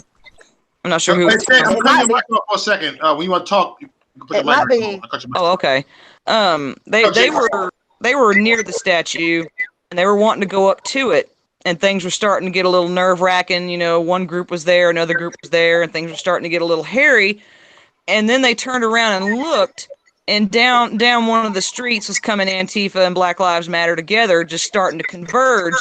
The cops, who at that point were doing nothing, told everyone to disperse, that it was an unlawful gathering, and my friends looked at the cops and said, "Hey, can we go over this barricade to get away from this?" And the cops said, "You cross that barricade, you're arrested." The cops funneled them, made them go right back into the direction of Antifa and BLM, and it was just absolute insanity from there. The cops, aside from threatening people with arrests, did absolutely nothing to stop it because they were ordered not to do anything. Yep. Which is why I have very little confidence in any cops should this country really begin to go south. I don't want to say go south, but just start going tits up. Cops, I don't believe, are going to stand with the people. They're going to follow orders. Much like a good chunk of the military is probably going to follow orders, because when orders are given, you're taught to obey without question. Most cops will obey without a question of their own morality, because it's orders. That's what orders are, and you follow them. Charlottesville proved that the most bluntly example I've ever seen. I was absolutely appalled. I'm like, you've got to be. If I was a cop that day, I would have been fired, because I would have acted on my morals and I would have tried to stop something. I wouldn't have stood there and let good people get their ass beat, pepper sprayed, piss balloons thrown on them, bricks, rocks, bats, everything thrown at them, and be assaulted by a bunch of crazy folk. Right. But that's just me. I wouldn't last as a cop. I go on my conscience, on my morality. I don't go by orders, because oftentimes, orders ain't right. Yeah. But they're followed dutifully, and millions of people back them. Kind of like that sad couple that got slaughtered in Houston. Wrong information, no raid, married couple killed, and they didn't even have drugs. What got me there when I was watching the videos from Charlottesville, right? Mm-hmm. So they had black people they were looking down the street, right? So all the black people sitting there watching, and they're like, man, they want us to wild out. Now, this was my point of view on it. I says, they were doing the same thing what they did to us, man, but the only thing I saw was a whole bunch of white people fighting each other. You know what I'm saying? I didn't see no black people fight each other. All the black people were up on the hill watching. And then there's one dude, it was a video, I'll put it up somewhere on my Facebook during that time. You have to go back. But I did put video up. You know what I'm saying? It may be down. I don't know. That was a year ago when I put it up. That the black people saying they want us to sit there and wild out with them. They're like, fuck no, we ain't gonna do that. We ain't gonna tear up our own city. And these were the black people saying it. Wow. You know what I'm saying? Yeah, these were black people says we ain't gonna sit there and tear up and rally up our own city. What they say, they just came here to turn us up, and we ain't doing it. And the blacks from Charlotte were sitting there watching the whole thing happen. They couldn't believe it themselves. So I says, you know what, man? They're doing the same thing they did to you as they did to us. And you know what? And I'm going to say it. A lot of thick skin only. A lot of white folks don't even see it. A lot of black folks don't even see it. No, they don't. You know what I'm saying? But the black folks that was there saw it, but the black folks outside of there didn't see it. The white folks that was there saw it. You know what I'm saying? Trump saw it. A lot of other white people saw it. And you know what? They're turning whites on whites and using it in the name of fucking racism. Mm-hmm. You know what I'm saying? On the head. What better way to keep a people controlled than to keep them divided, fighting amongst themselves, while DC gets away with everything? Mm-hmm. And they sat there and jumped on Trump because he said there was good people on both sides. Yes, there was. You know what I'm saying? And yes, there was good people on both sides. You know what I'm saying? I mean, shoot, if I agree or don't agree, I really didn't give a fuck about the statue, to be honest with you. No. You know what I'm saying? I mean, you know what I'm saying? I mean, I'd probably go see it myself. You know what I'm saying? Okay, that's a statue. Okay, I was here. Take my picture and go the fuck home. Right? You know what I'm saying? Just say, I was here. You know what I'm saying? Why? I'm a tourist. I was here. I mean, it was history. It was a bad time in history.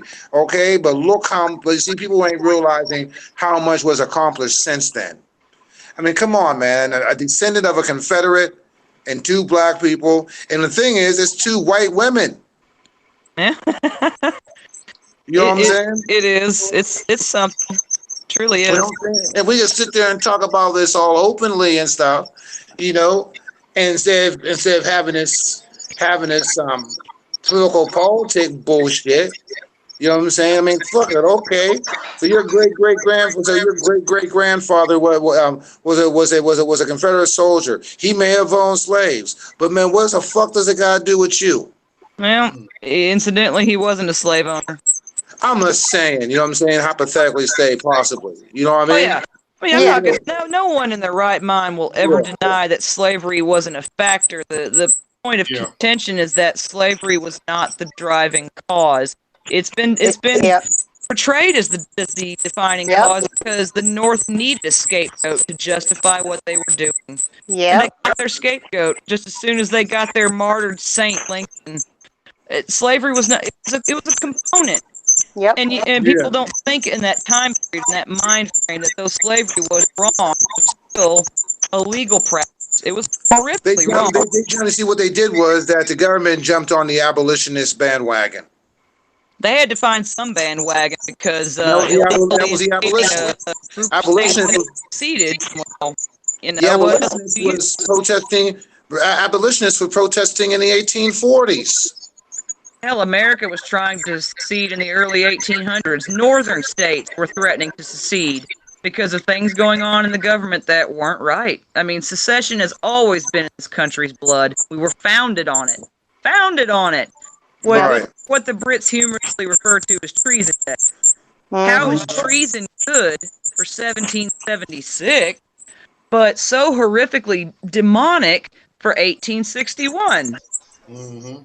You got to put that big S word in there and get a spin on it and make the South look like the devils. I was taught the same crap that everyone's taught, that, in grade school and high school, that the South was wrong and miraculous Lincoln saved us all. Somebody get feedback. One of y'all get feedback. It's a huge lie.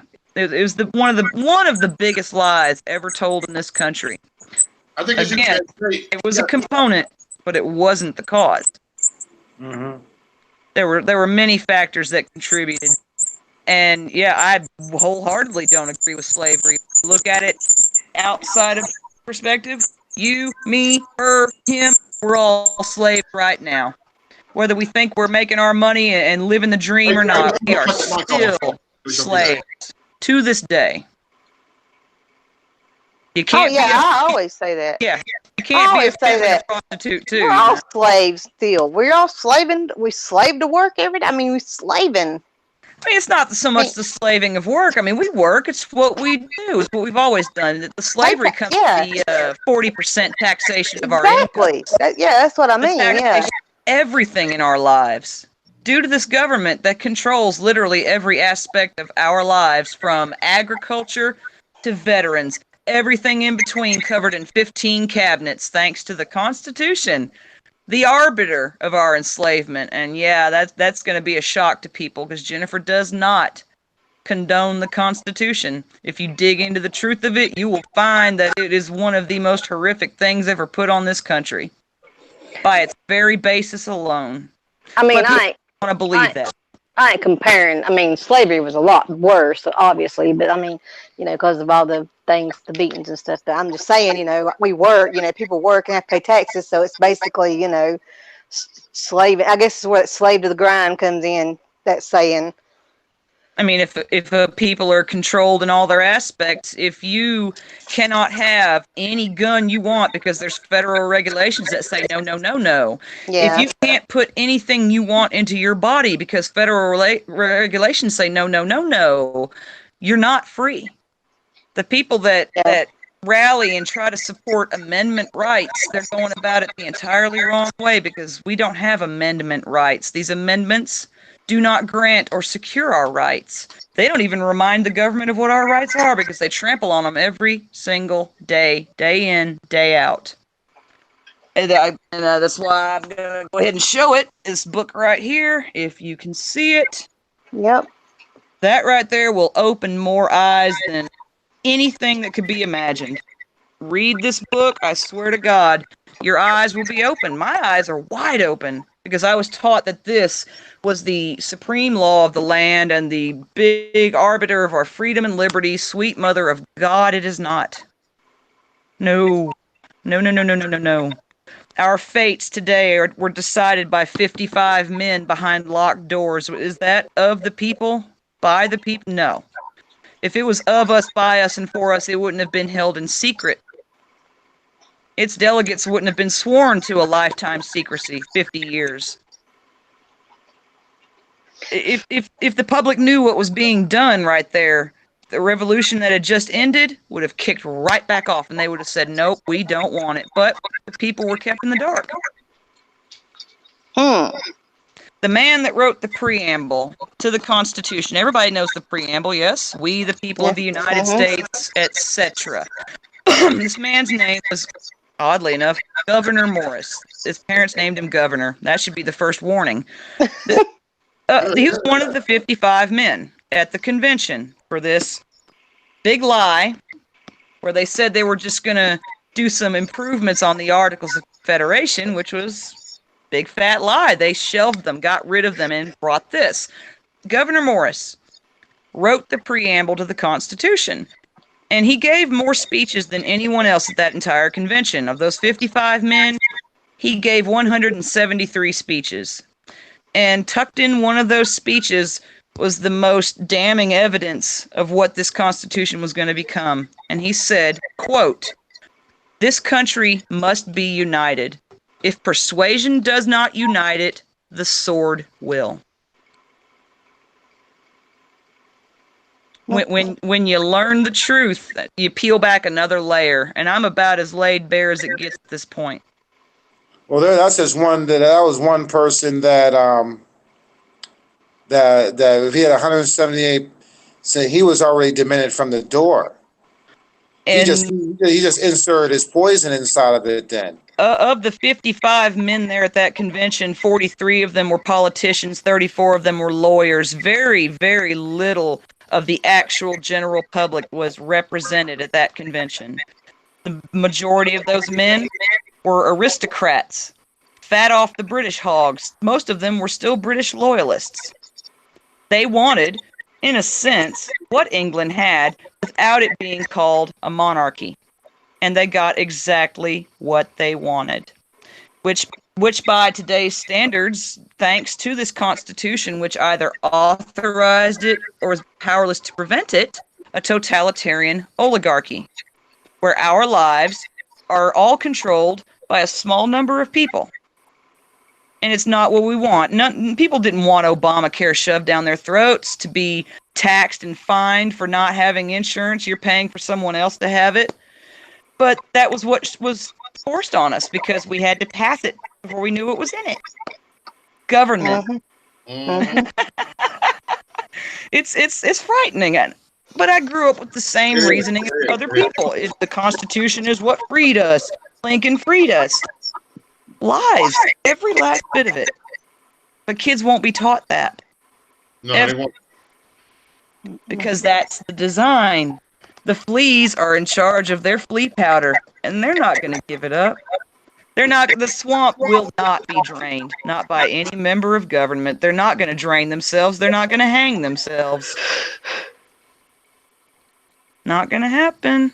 No matter what person comes along with the campaign slogans, lock her up, drain the swamp. 232 years of this. One man in a 4 to 8 year period will not do it. Facts. That's the truth that I've just in recent years been awakened to. Up until 2016, I was a staunchly Republican / conservative / pro-Constitution, pro-amendments as millions of other people. And then one good person who's been researching for over 30 years said, "Jennifer, read this book, read it slowly, and then read it again." Yeah. Mother of God. Okay. It's all there. I mean, it's transcripts that were finally made public, 70 years after the convention? Maybe longer than that? They finally let the cat out the bag, and by then it was too late because it was already that much of a toehold in the people. By the time Lincoln rolled around, shoot, he took a page out of Governor Morris's book. He took that one quote and he used it to the hilt. By the sword, or by the cannon and musket, whatever you want to call it. Yeah. Coercion through violence is coercion through violence. It's not true unity. It's forced. Right. But that's just what I've seen, just from researching over the last, 4 or 5 years now. Hey, take it away. Yeah, take it away. I'll be back in about 2 minutes. 2 minutes. I gotta be back in 2 minutes, y'all. I gotta pay a water bill. I'll be back. All right. Go see a man about a dog. 2 minutes. I'll be back. Yeah. Just going back to the statues thing. I mean, just walk. How long have you been walking by? I mean, how many years have you been just walking by a statue? Precisely. It just pisses me off. All of a sudden, everybody's got to tear everything down. Show me on this wall where that statue hurt you. Show me. Yeah. I mean, I don't know what part of the South you're from. I live in North Carolina, and hey, fellow Confederate. I am from Arkansas, born in Texas. Well, we have I was telling everybody on here one night, we have a fair here called the Dixie Classic Fair.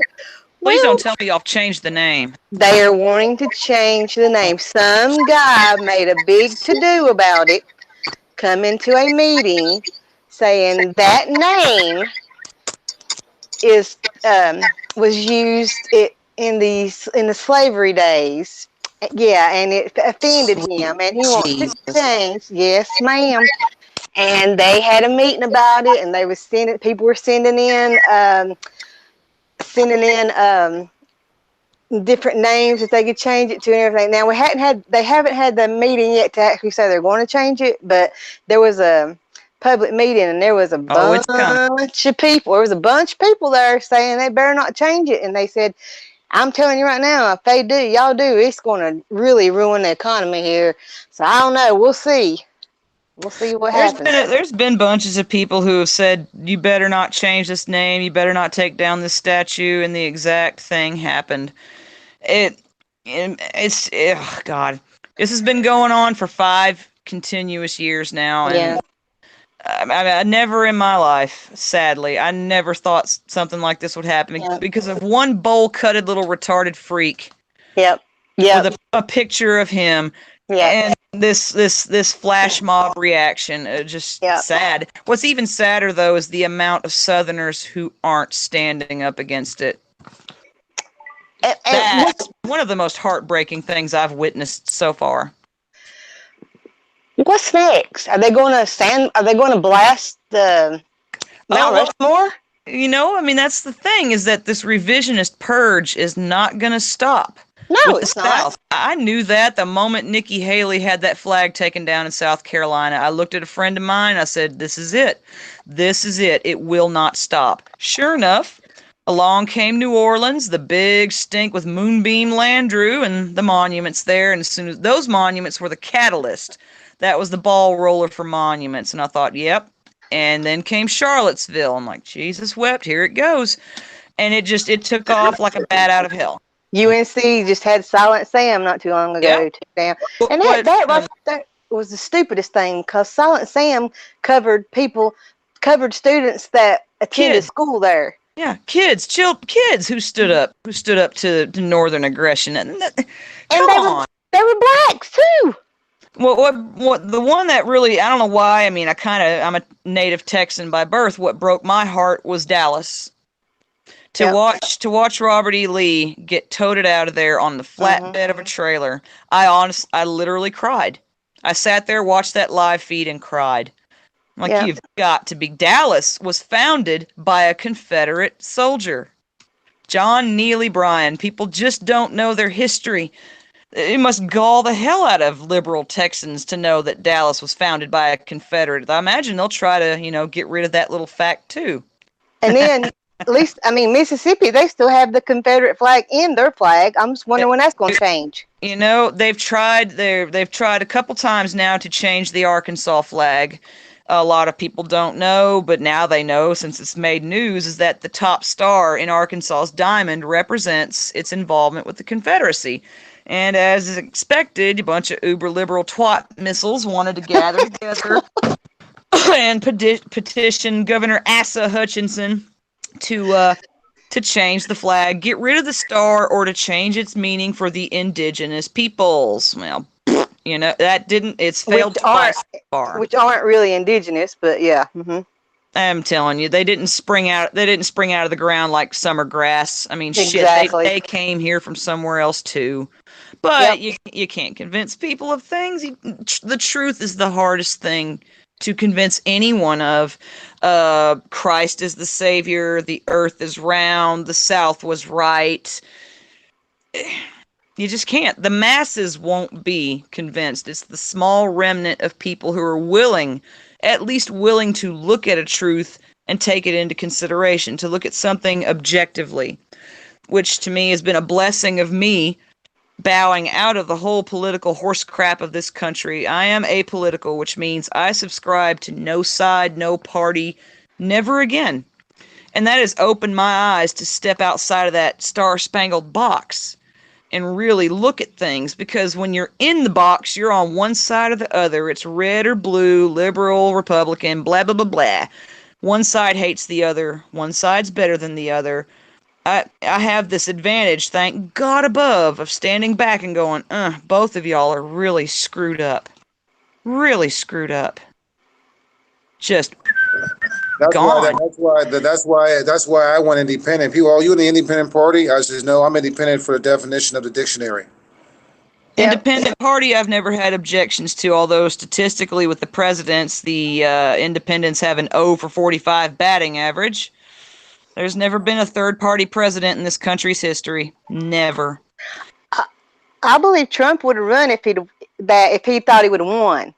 You know, I think he would have had the best chance of all of them. I think he would have won on an independent ticket. Even he succumbed to the two wings of the same vulture mindset, and he jumped to the party which he felt would best suit his interests at the time. What people don't know is that Trump's personal political affiliations have changed hands no less than 6 times since the 1980s. He's bounced back and forth between Democrat and Republican because as a businessman, he goes where the interests take him, which has made me kind of wary of him. I mean, if some people have their principles and they stick to them, they have their affiliations, their standpoints. There are staunch conservatives, there are staunch liberals, and then there are those who kind of bounce, and it's the bouncy ones I keep my eye on, not these sides. I already know what these sides are going to do. They're either going to be nutty liberals or crazy conservatives. It's a guarantee. It's the bouncy ones. It's them flippers you got to look at and go, why are you flip-flopping? Why can't you pick something? But it goes into the catch-22 of trying to stay out of the arena, to stay out of the, just stay up in the rafters and watch and go, damn, y'all are crazy. That's why I was independent, man. I just looked at politics. I'm like this, man. When Trump came out, I was looking in 2016 at this. I was looking at Sanders. You know what I'm saying? Ooh, God. I was looking at Ben. At the beginning. You know what I'm saying? Because that was the first one I was really watching. Yeah. And as I said, then he was weak. He took the socialist route, which is just a communist with patience. Right. And then I was looking at the independent dude, but he was nuts. I like Ben Carson. You know what I'm saying? And stuff like that. I did like Ben Carson. He was a bit too soft-spoken. The fella did have a weak vibe about him, but he has so many sensible views, though. I mean, the dude's got eyes. He knows what's going on. Right. In the political world, it's as cutthroat as the corporate world. You've got to be ruthless. Trump was the best one. And you know what? As I said, so far, so good. Things go the way it is. I mean, the truth... The actual truth is going to be this next election. Let's say when I vote, yes, my vote is going for Trump. Why? Just like I wind up voting for Bush in second term. Yeah, you know I voted for that bastard. Unfortunately. That's the horrible thing about hindsight is you can look back and see who you voted for and what they did after and go, my God. I actually gave my at least moral consent to that. But to be honest with you, who was he running? Who was he running against his second term? Oh hell, probably Clinton. No. Oh hell, it's been that long. It's been that long. I can't remember now. The first one was Gore. Yeah, Gore. Yeah, Gore. Gore was the first one. All right. And I was voting for Gore. That one. Okay. Mr. Climate Change? Mr. Internet inventor. Before Gore went nuts. Yeah, or if he was already there. they're all nuts. They just hide Well, it I didn't know until then. it I wasn't pops woke out. then. I ain't gonna lie. I wasn't woke Yeah. then. You know what I'm saying? Oh, understood. Yeah. I'm back. How you doing? You know, I voted. I mean, voted shit. for W. Bush for Christ's sake. I mean, I wasn't going. I, mean, I the wasn't Bush going to vote for him. dynasty. Oh my You know, God! but wait, but who did Bush? Man, I'm gonna look. Who did Bush? Who did Bush Maurice, go? who did W. Bush run against his second election? Anybody? Gore was first. Anybody in the chat remember? I can't see the chat, so I have no clue who's saying what. Oh. But I can't remember for the life of me. Wow. I know. Oh, dang. Somebody's got their thing turned up here. That was me. Oh, okay. Running on the other side, no 4. Huh. I can't Oh, remember. my God, Wow. I can't remember. The memory, man, so much time and so many things between 04 to now. It's my memory's I'm kind looking of, now. it's jammed. Kerry? John Yeah, Kerry? that's right. Jim John Carrey. Kerry. John Kerry. Kerry. Yeah, I wasn't going to vote Was he for him. Republican or was he Democrat? He was Democrat. He was Democrat. Oh, I'll be damned. Okay, John Kerry. Okay, I voted for Bush. Hmm. I voted for Bush because I wasn't going to have Kerry in there. I knew he was shady off the I mean, it was like this: the shady or the more shady. I took the shady over the more shady. Oh Yeah. man, I mean, yeah, it's sad policy of voting for the lesser pile of shit is you're still voting for shit. Right, but I didn't want to get more shit that we were in, even though I knew there was more shit coming. If people knew the dynasty of the Bush family from Prescott all the way down to W, the gut turning would just be monumental. Prescott Bush, the grandpappy who helped put Hitler into power. But look at Kerry too, though, man. Look at Kerry now, and I was right about Kerry all along. Oh, I mean, yeah. at least Bush is gone, and at least Bush is gone. But then there came Obama, But and God, what an impact Bush left, though. oh yeah, 9/11, the bastard had foreknowledge of it. He had warning of it. Did nothing because that was the plan. mm-hmm. Had the memo in August. Hey, attack imminent. Crickets. And then Obama came, and you know what, man? And I was fooled. You know what I'm saying? And stuff like that. The only thing. He went into the same vein of politics that all presidential candidates do. And that is slick talking, tell them what they want to hear, hook them. Yeah. Hook them. Yeah. They all do it. Trump did it. They all do it. That's the tradition. You have to hook them. Maybe not so much for their votes, because honestly, the votes don't matter because they're bought in. But they want that influence of the people. They want that admiration. It's a power complex. You're at the top seat. You're on the marble throne. You hold the ear of the favorable people. Okay. Jennifer, if our votes didn't matter, how did Trump win? Did our votes matter for Trump? I'm in debate on it. I'm not 100% convinced. The man's a multi-billionaire. He's a businessman. He knows the art of the deal. That's my objective view. I will never be 100% convinced, ever. Good. I appreciate it. I appreciate your honesty. I'm just asking. It's just a fact, man. Dude, Lincoln was a lawyer at the start. Lincoln was a lawyer at the start, and he became a president on 39% of the vote. 39% of a vote. Come on, man. It's all a big game. It's a big club, and we're not in it. And we know the because of a game, but you think I wasted my vote voting for Trump? I don't want to tell people they've wasted anything. I know how it looks, how it is from what I'm seeing, and I spent 18 years voting and watched it all go for naught. Well, she's speaking for herself. You know what I'm saying? So, God respect. She's speaking. Yeah. I don't want to say y'all wasted a vote. I've seen the downhill curve, and I've just thought, oh my God, what are we doing? What is it doing? How is it changing? But you're not going to vote. I mean, surely you're going to vote. I mean, you got to. I mean, it's all right not to vote. There's no. I mean, you don't have to, but I mean, you know. Thank God, there are some countries where you get penalized, you get fined for not voting. How sad is that? Yeah. I mean, I wouldn't spent want to a waste considerable chunk of my adult life doing it, and I've watched literally as those votes went for nothing. for absolutely nothing. I'm like, why did I even bother? And then 4 years later, I'm like, okay, let's try again. The definition of insanity. Same action, expecting different results. Only those results don't materialize, really. I mean, I didn't vote. Trump is But a I difference. mean, it's He not may really be, he may be, I nothing. didn't vote 2012. I mean, I did not vote 2012 because I didn't like none of them.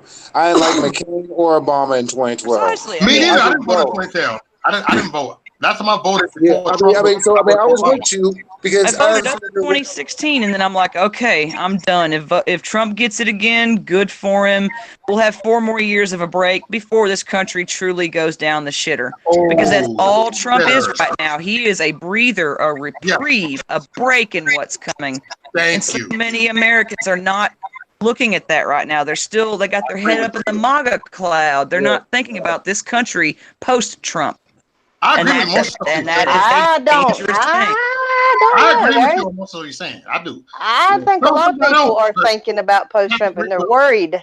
They're worried to They have death about every it. right to be worried. They should be worried. They're thinking This about it, country though. need to be concerned highly, whether he makes it to 2020 and goes to 2024 or not. The fact is, he's not going to be here forever, and what follows him not be. Well, I know a lot of people are wanting Junior to run, Don Junior. So. Not unheard of. We've had dynasties. Exactly. Exactly. See what happens. You know. But like you said, you say you've not seen it. I mean, it could be worse. You could have your guns took I away think by that's why they're now. trying to get Donnie Jr. in jail right now. If that's how she feel. We're only ever a breath away from total tyranny. It doesn't have to be gun confiscation. All it has to be is something as simple as an ammunition ban. And those guns are reduced to pretty little paperweights, and we're finished. Completely finished.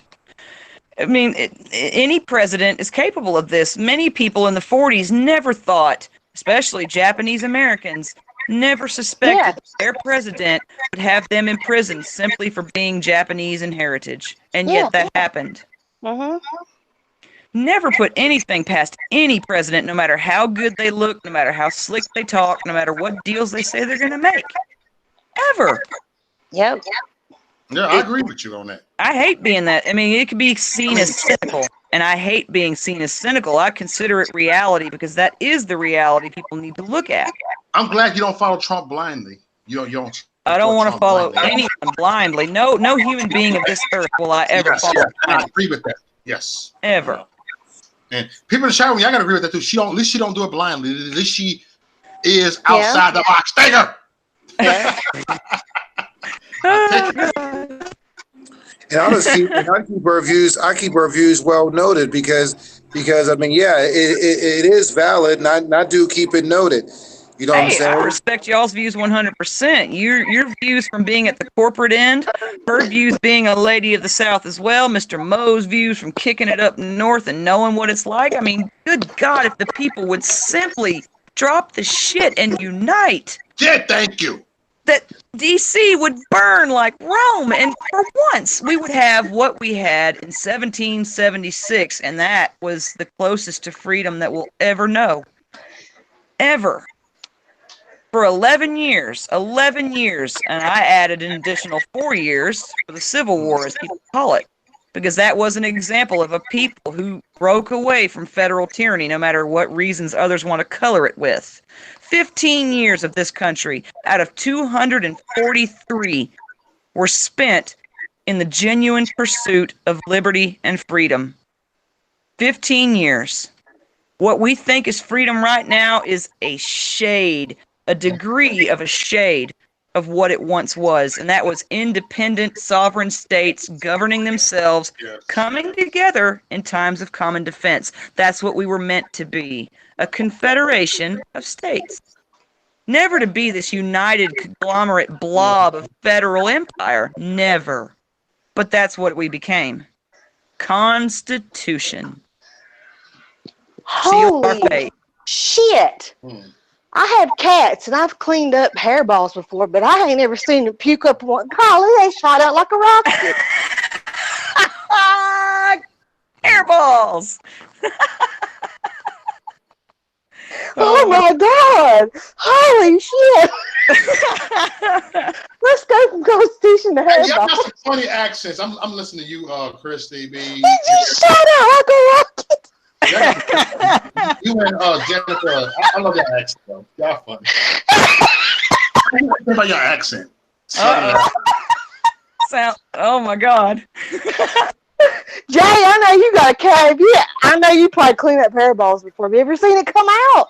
Oh my God, that thing shut up. I've seen it on occasion.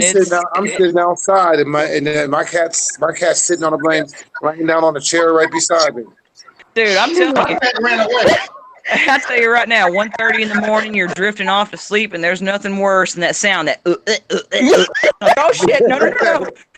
It's the race against the clock to beat that hairball before it gets on your carpet. You're like, no, come here. You try to pick him up and carry him outside. Blech. That's why I know the struggle. I have a dog that occasionally irks. Just I'm like, where did that come from? Really?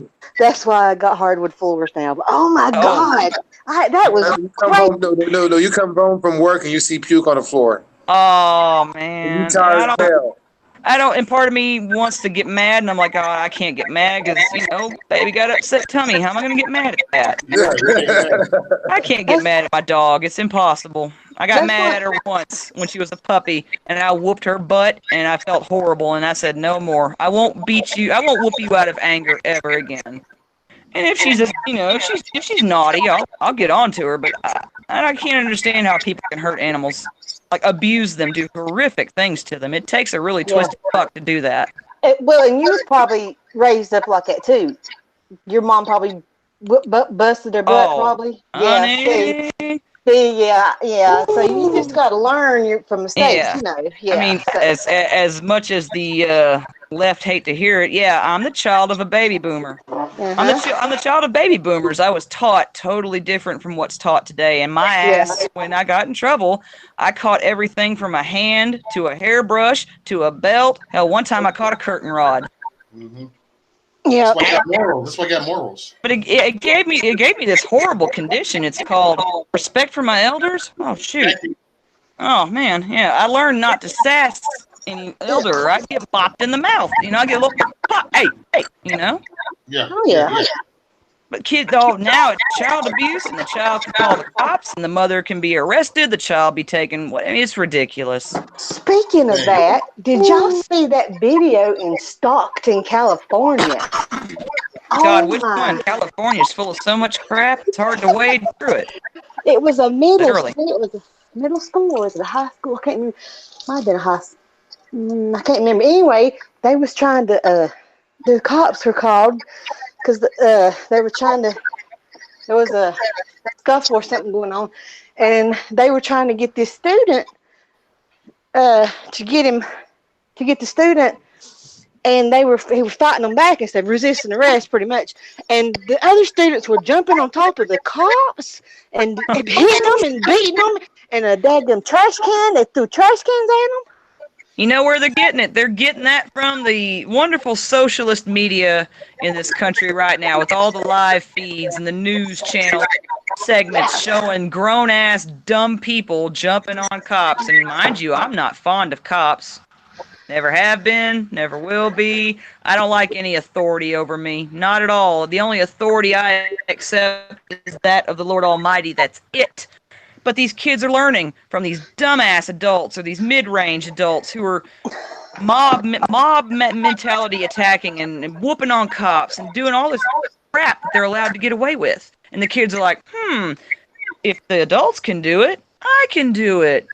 Monkey see, monkey do. It's sad. In my day, if I saw some kid getting his ass whooped because he was doing something wrong, guess what I didn't do? Something wrong.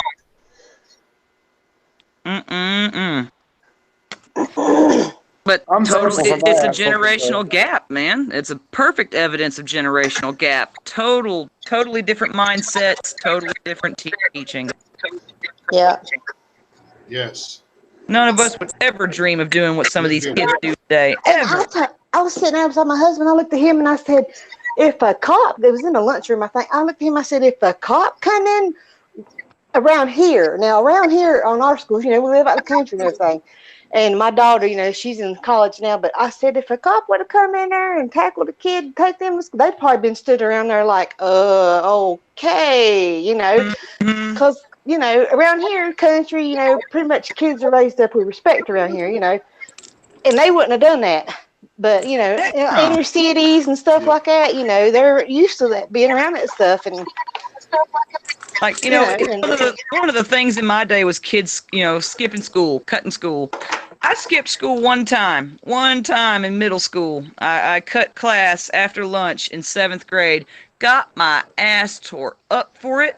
I never skipped school, not another day in my school life. Never did it again.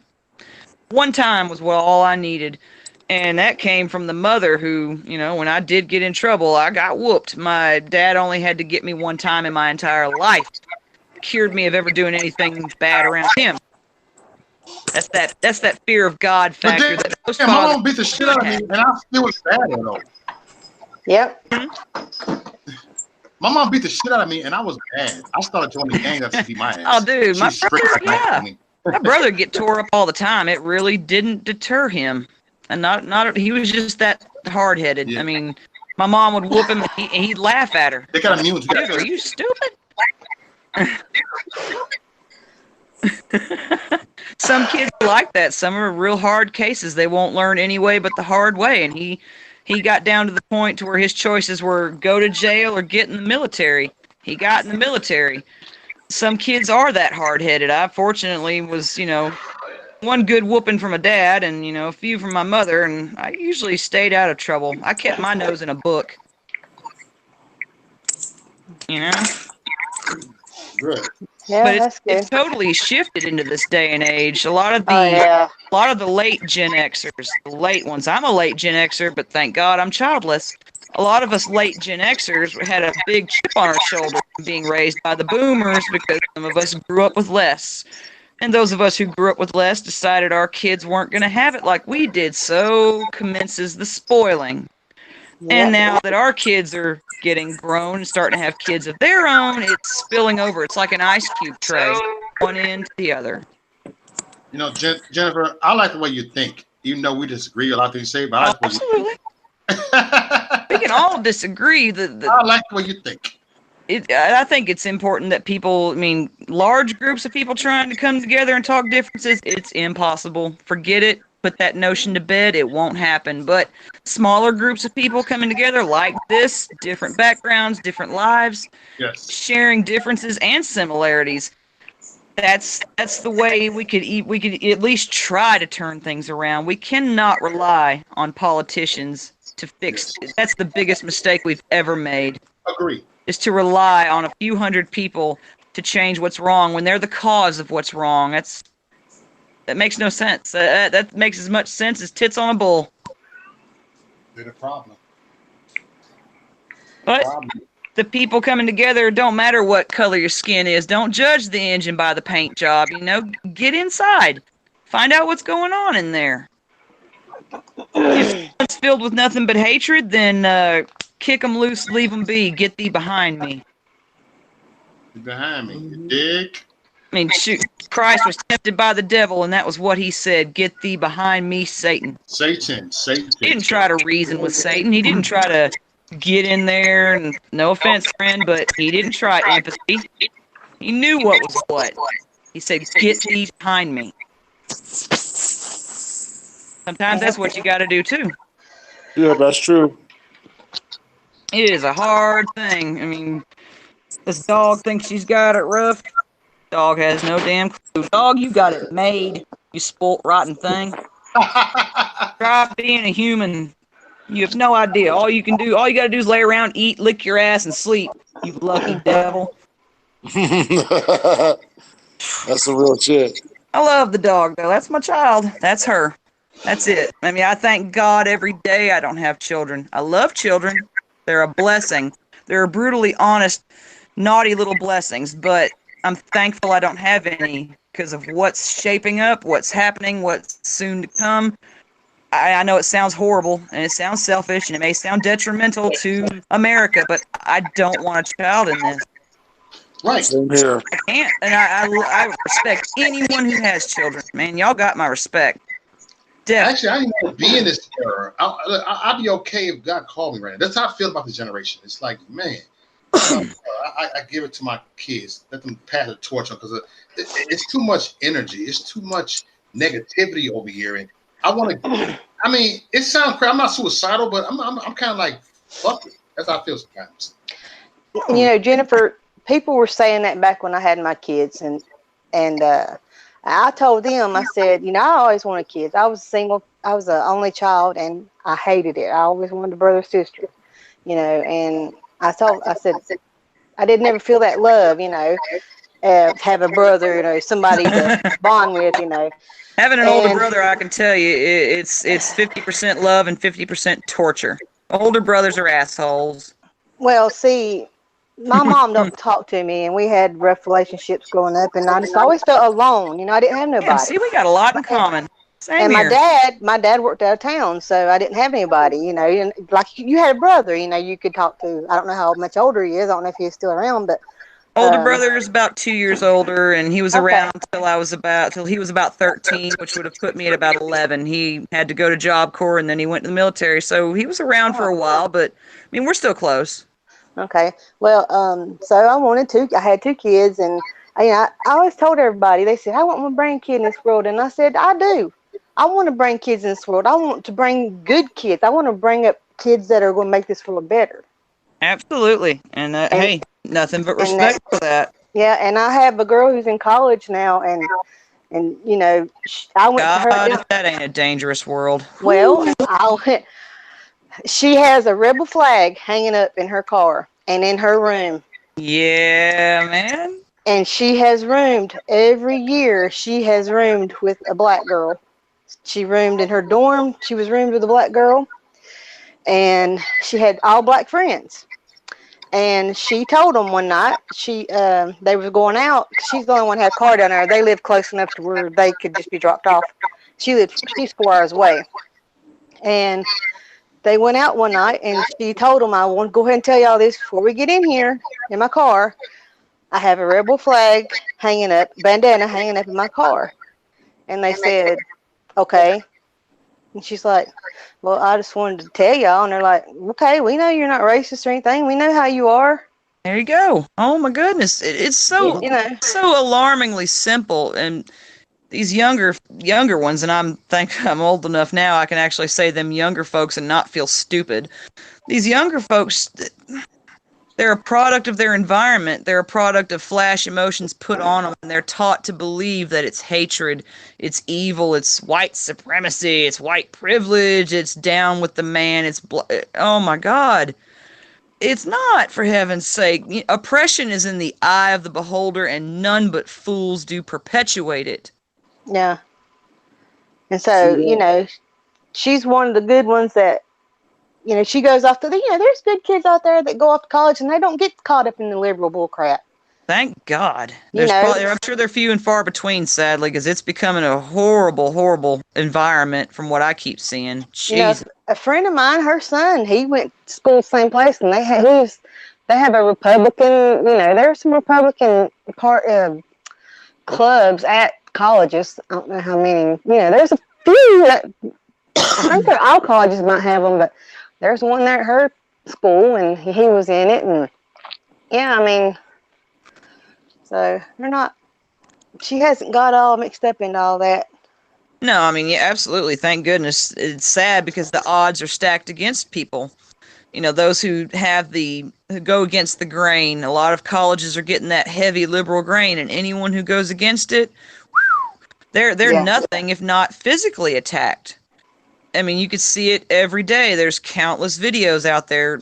People just standing with a sign, and they're punched in the face, or they're pepper sprayed, or they're cussed up a rope, screamed at. I mean, it's ridiculous. What's sad is that these people with the signs, they stand on the belief that the First Amendment protects them, yet when campus security is escorting them off campus, telling them to leave, and they say that magic phrase, "What about my First Amendment rights?" I sit there and I say, well, what about them? That amendment sure didn't protect you, did it? People have got to stop relying on amendments. That's not your rights. If it can be amended, it can be repealed, and that is not a right. That's a regulated privilege. Simply say my God-given rights. Or if you don't want to subscribe to spirituality, simply say my inherent rights, my human rights. Labeling it as an amendment right is recipe for failure, and it happens every single day. College campuses are the most abundant example. Yep. Yep. And Stop calling them that. It's not what they are. And me and my husband, we went down there to visit her on her birthday, and he wore his MAGA hat and around the college campus, walking around. Ooh, and double praise. You don't know how many students stopped him and said, "I like your hat, I like your hat." And it's like they can't wear it there. You know, they can't wear theirs. They can't because they're afraid of what somebody's gonna say to them. That Lord of the Flies mentality, man. Whoever has the conch has the power. I mean, if the liberals have the conch, well, you're gonna be piggy. You're gonna be shut out of it. Yeah. It's sad. It's sad. Colleges are supposed to be the place for free thought, free expression, free speech. And maybe once upon a time they were that environment, but that environment has long since passed. Mm-hmm. Those amendments aren't helping anyone. And for those who like to flip it around and say, well, no, the amendments are to limit the government, tell me how they're limited. Explain to me, give me one example of how this government is limited.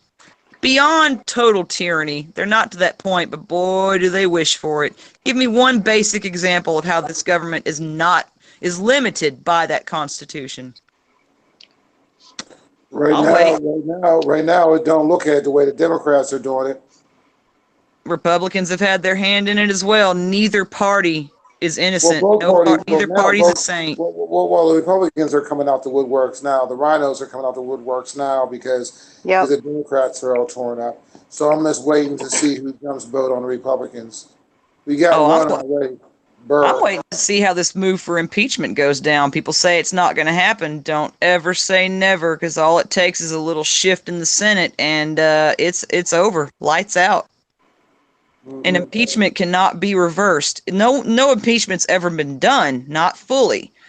I do believe there have been 3 presidents that have been half impeached. They all survived the Senate. Even Clinton, he survived by one little Senate vote. But if the Senate confirms it and votes it, that's it. It's done. Nothing can reverse it.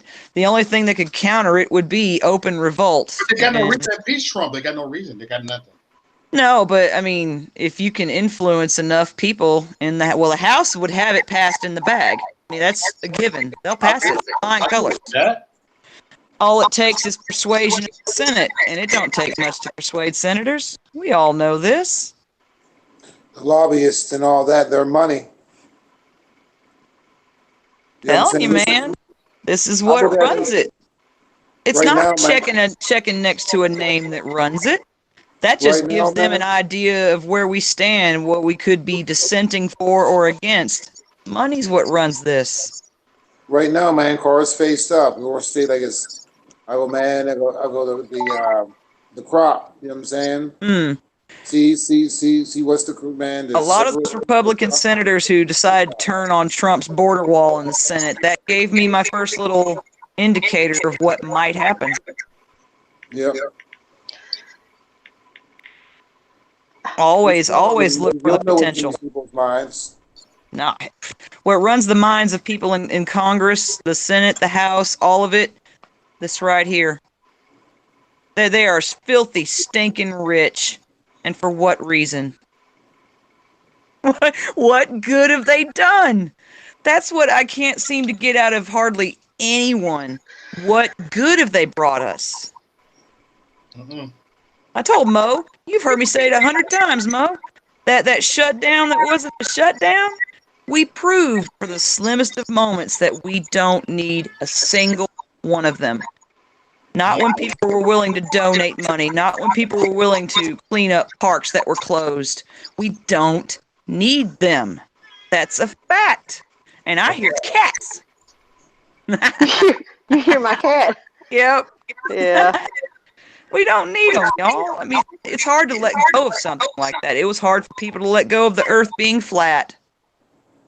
It was so hard to let go of. It was really hard of people letting go of the fact that, the Pharisees weren't the saviors, but in fact a man named Christ is.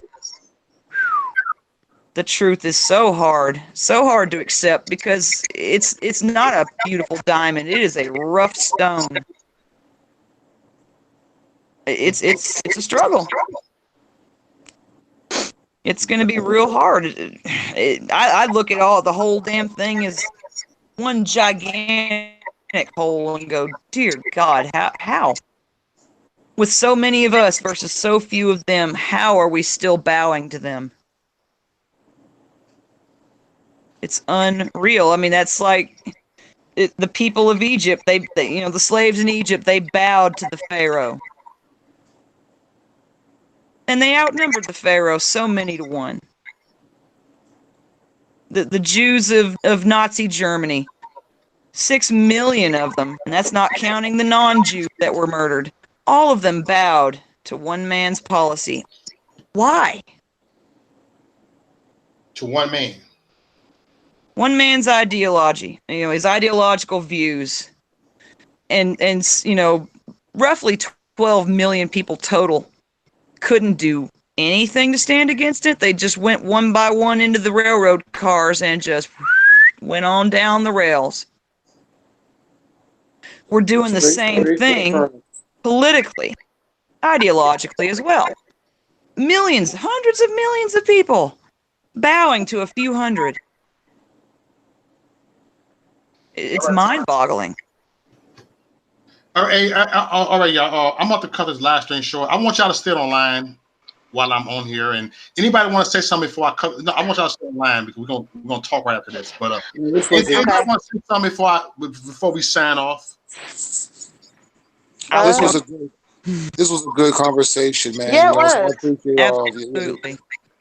I mean, this is real shit. You know what I'm saying? This needs to happen multiplied by millions. Yes. Instead of fighting in the sides. This needs to happen, not in the halls of Congress, because their horse flaps are just that. The people need this, not them. Right. Yeah, man, because what it really comes down to, we just want to live and be left alone. Precisely. That's all I want, man. Leave me alone. I'll leave you alone. Yes. People give anarchy a horrible rep, but that is the basis of anarchy. It's basically me saying I have no right to tell you how to live any more than you have the right to tell me. Leave me alone. I leave you alone. We're all good. Yes. Yep. We are good. But oh my God, anarchy's evil. It's chaos. No, it's just basic, man. Let's live and let live. All right. Thank you, everybody in the chat room, for coming on here. I appreciate everybody. I want y'all to stay online because we're gonna talk a little bit. But much love, y'all. Happy Friday, and hope you have a blessed Memorial Day. Okay, we'll be back on here. And Jennifer Rogers, I'll look how you back on here anytime. Let me know. You can come back on anytime. You're welcome. No, today's Saturday, bro. Saturday. Yeah. Actually, Sunday where I'm at. Sunday where I'm at. Yep. It's actually Sunday where I'm at too. So we late, y'all. So I'm on. It's still Saturday here. We be going, y'all. I'll see y'all later. Y'all be blessed. All right.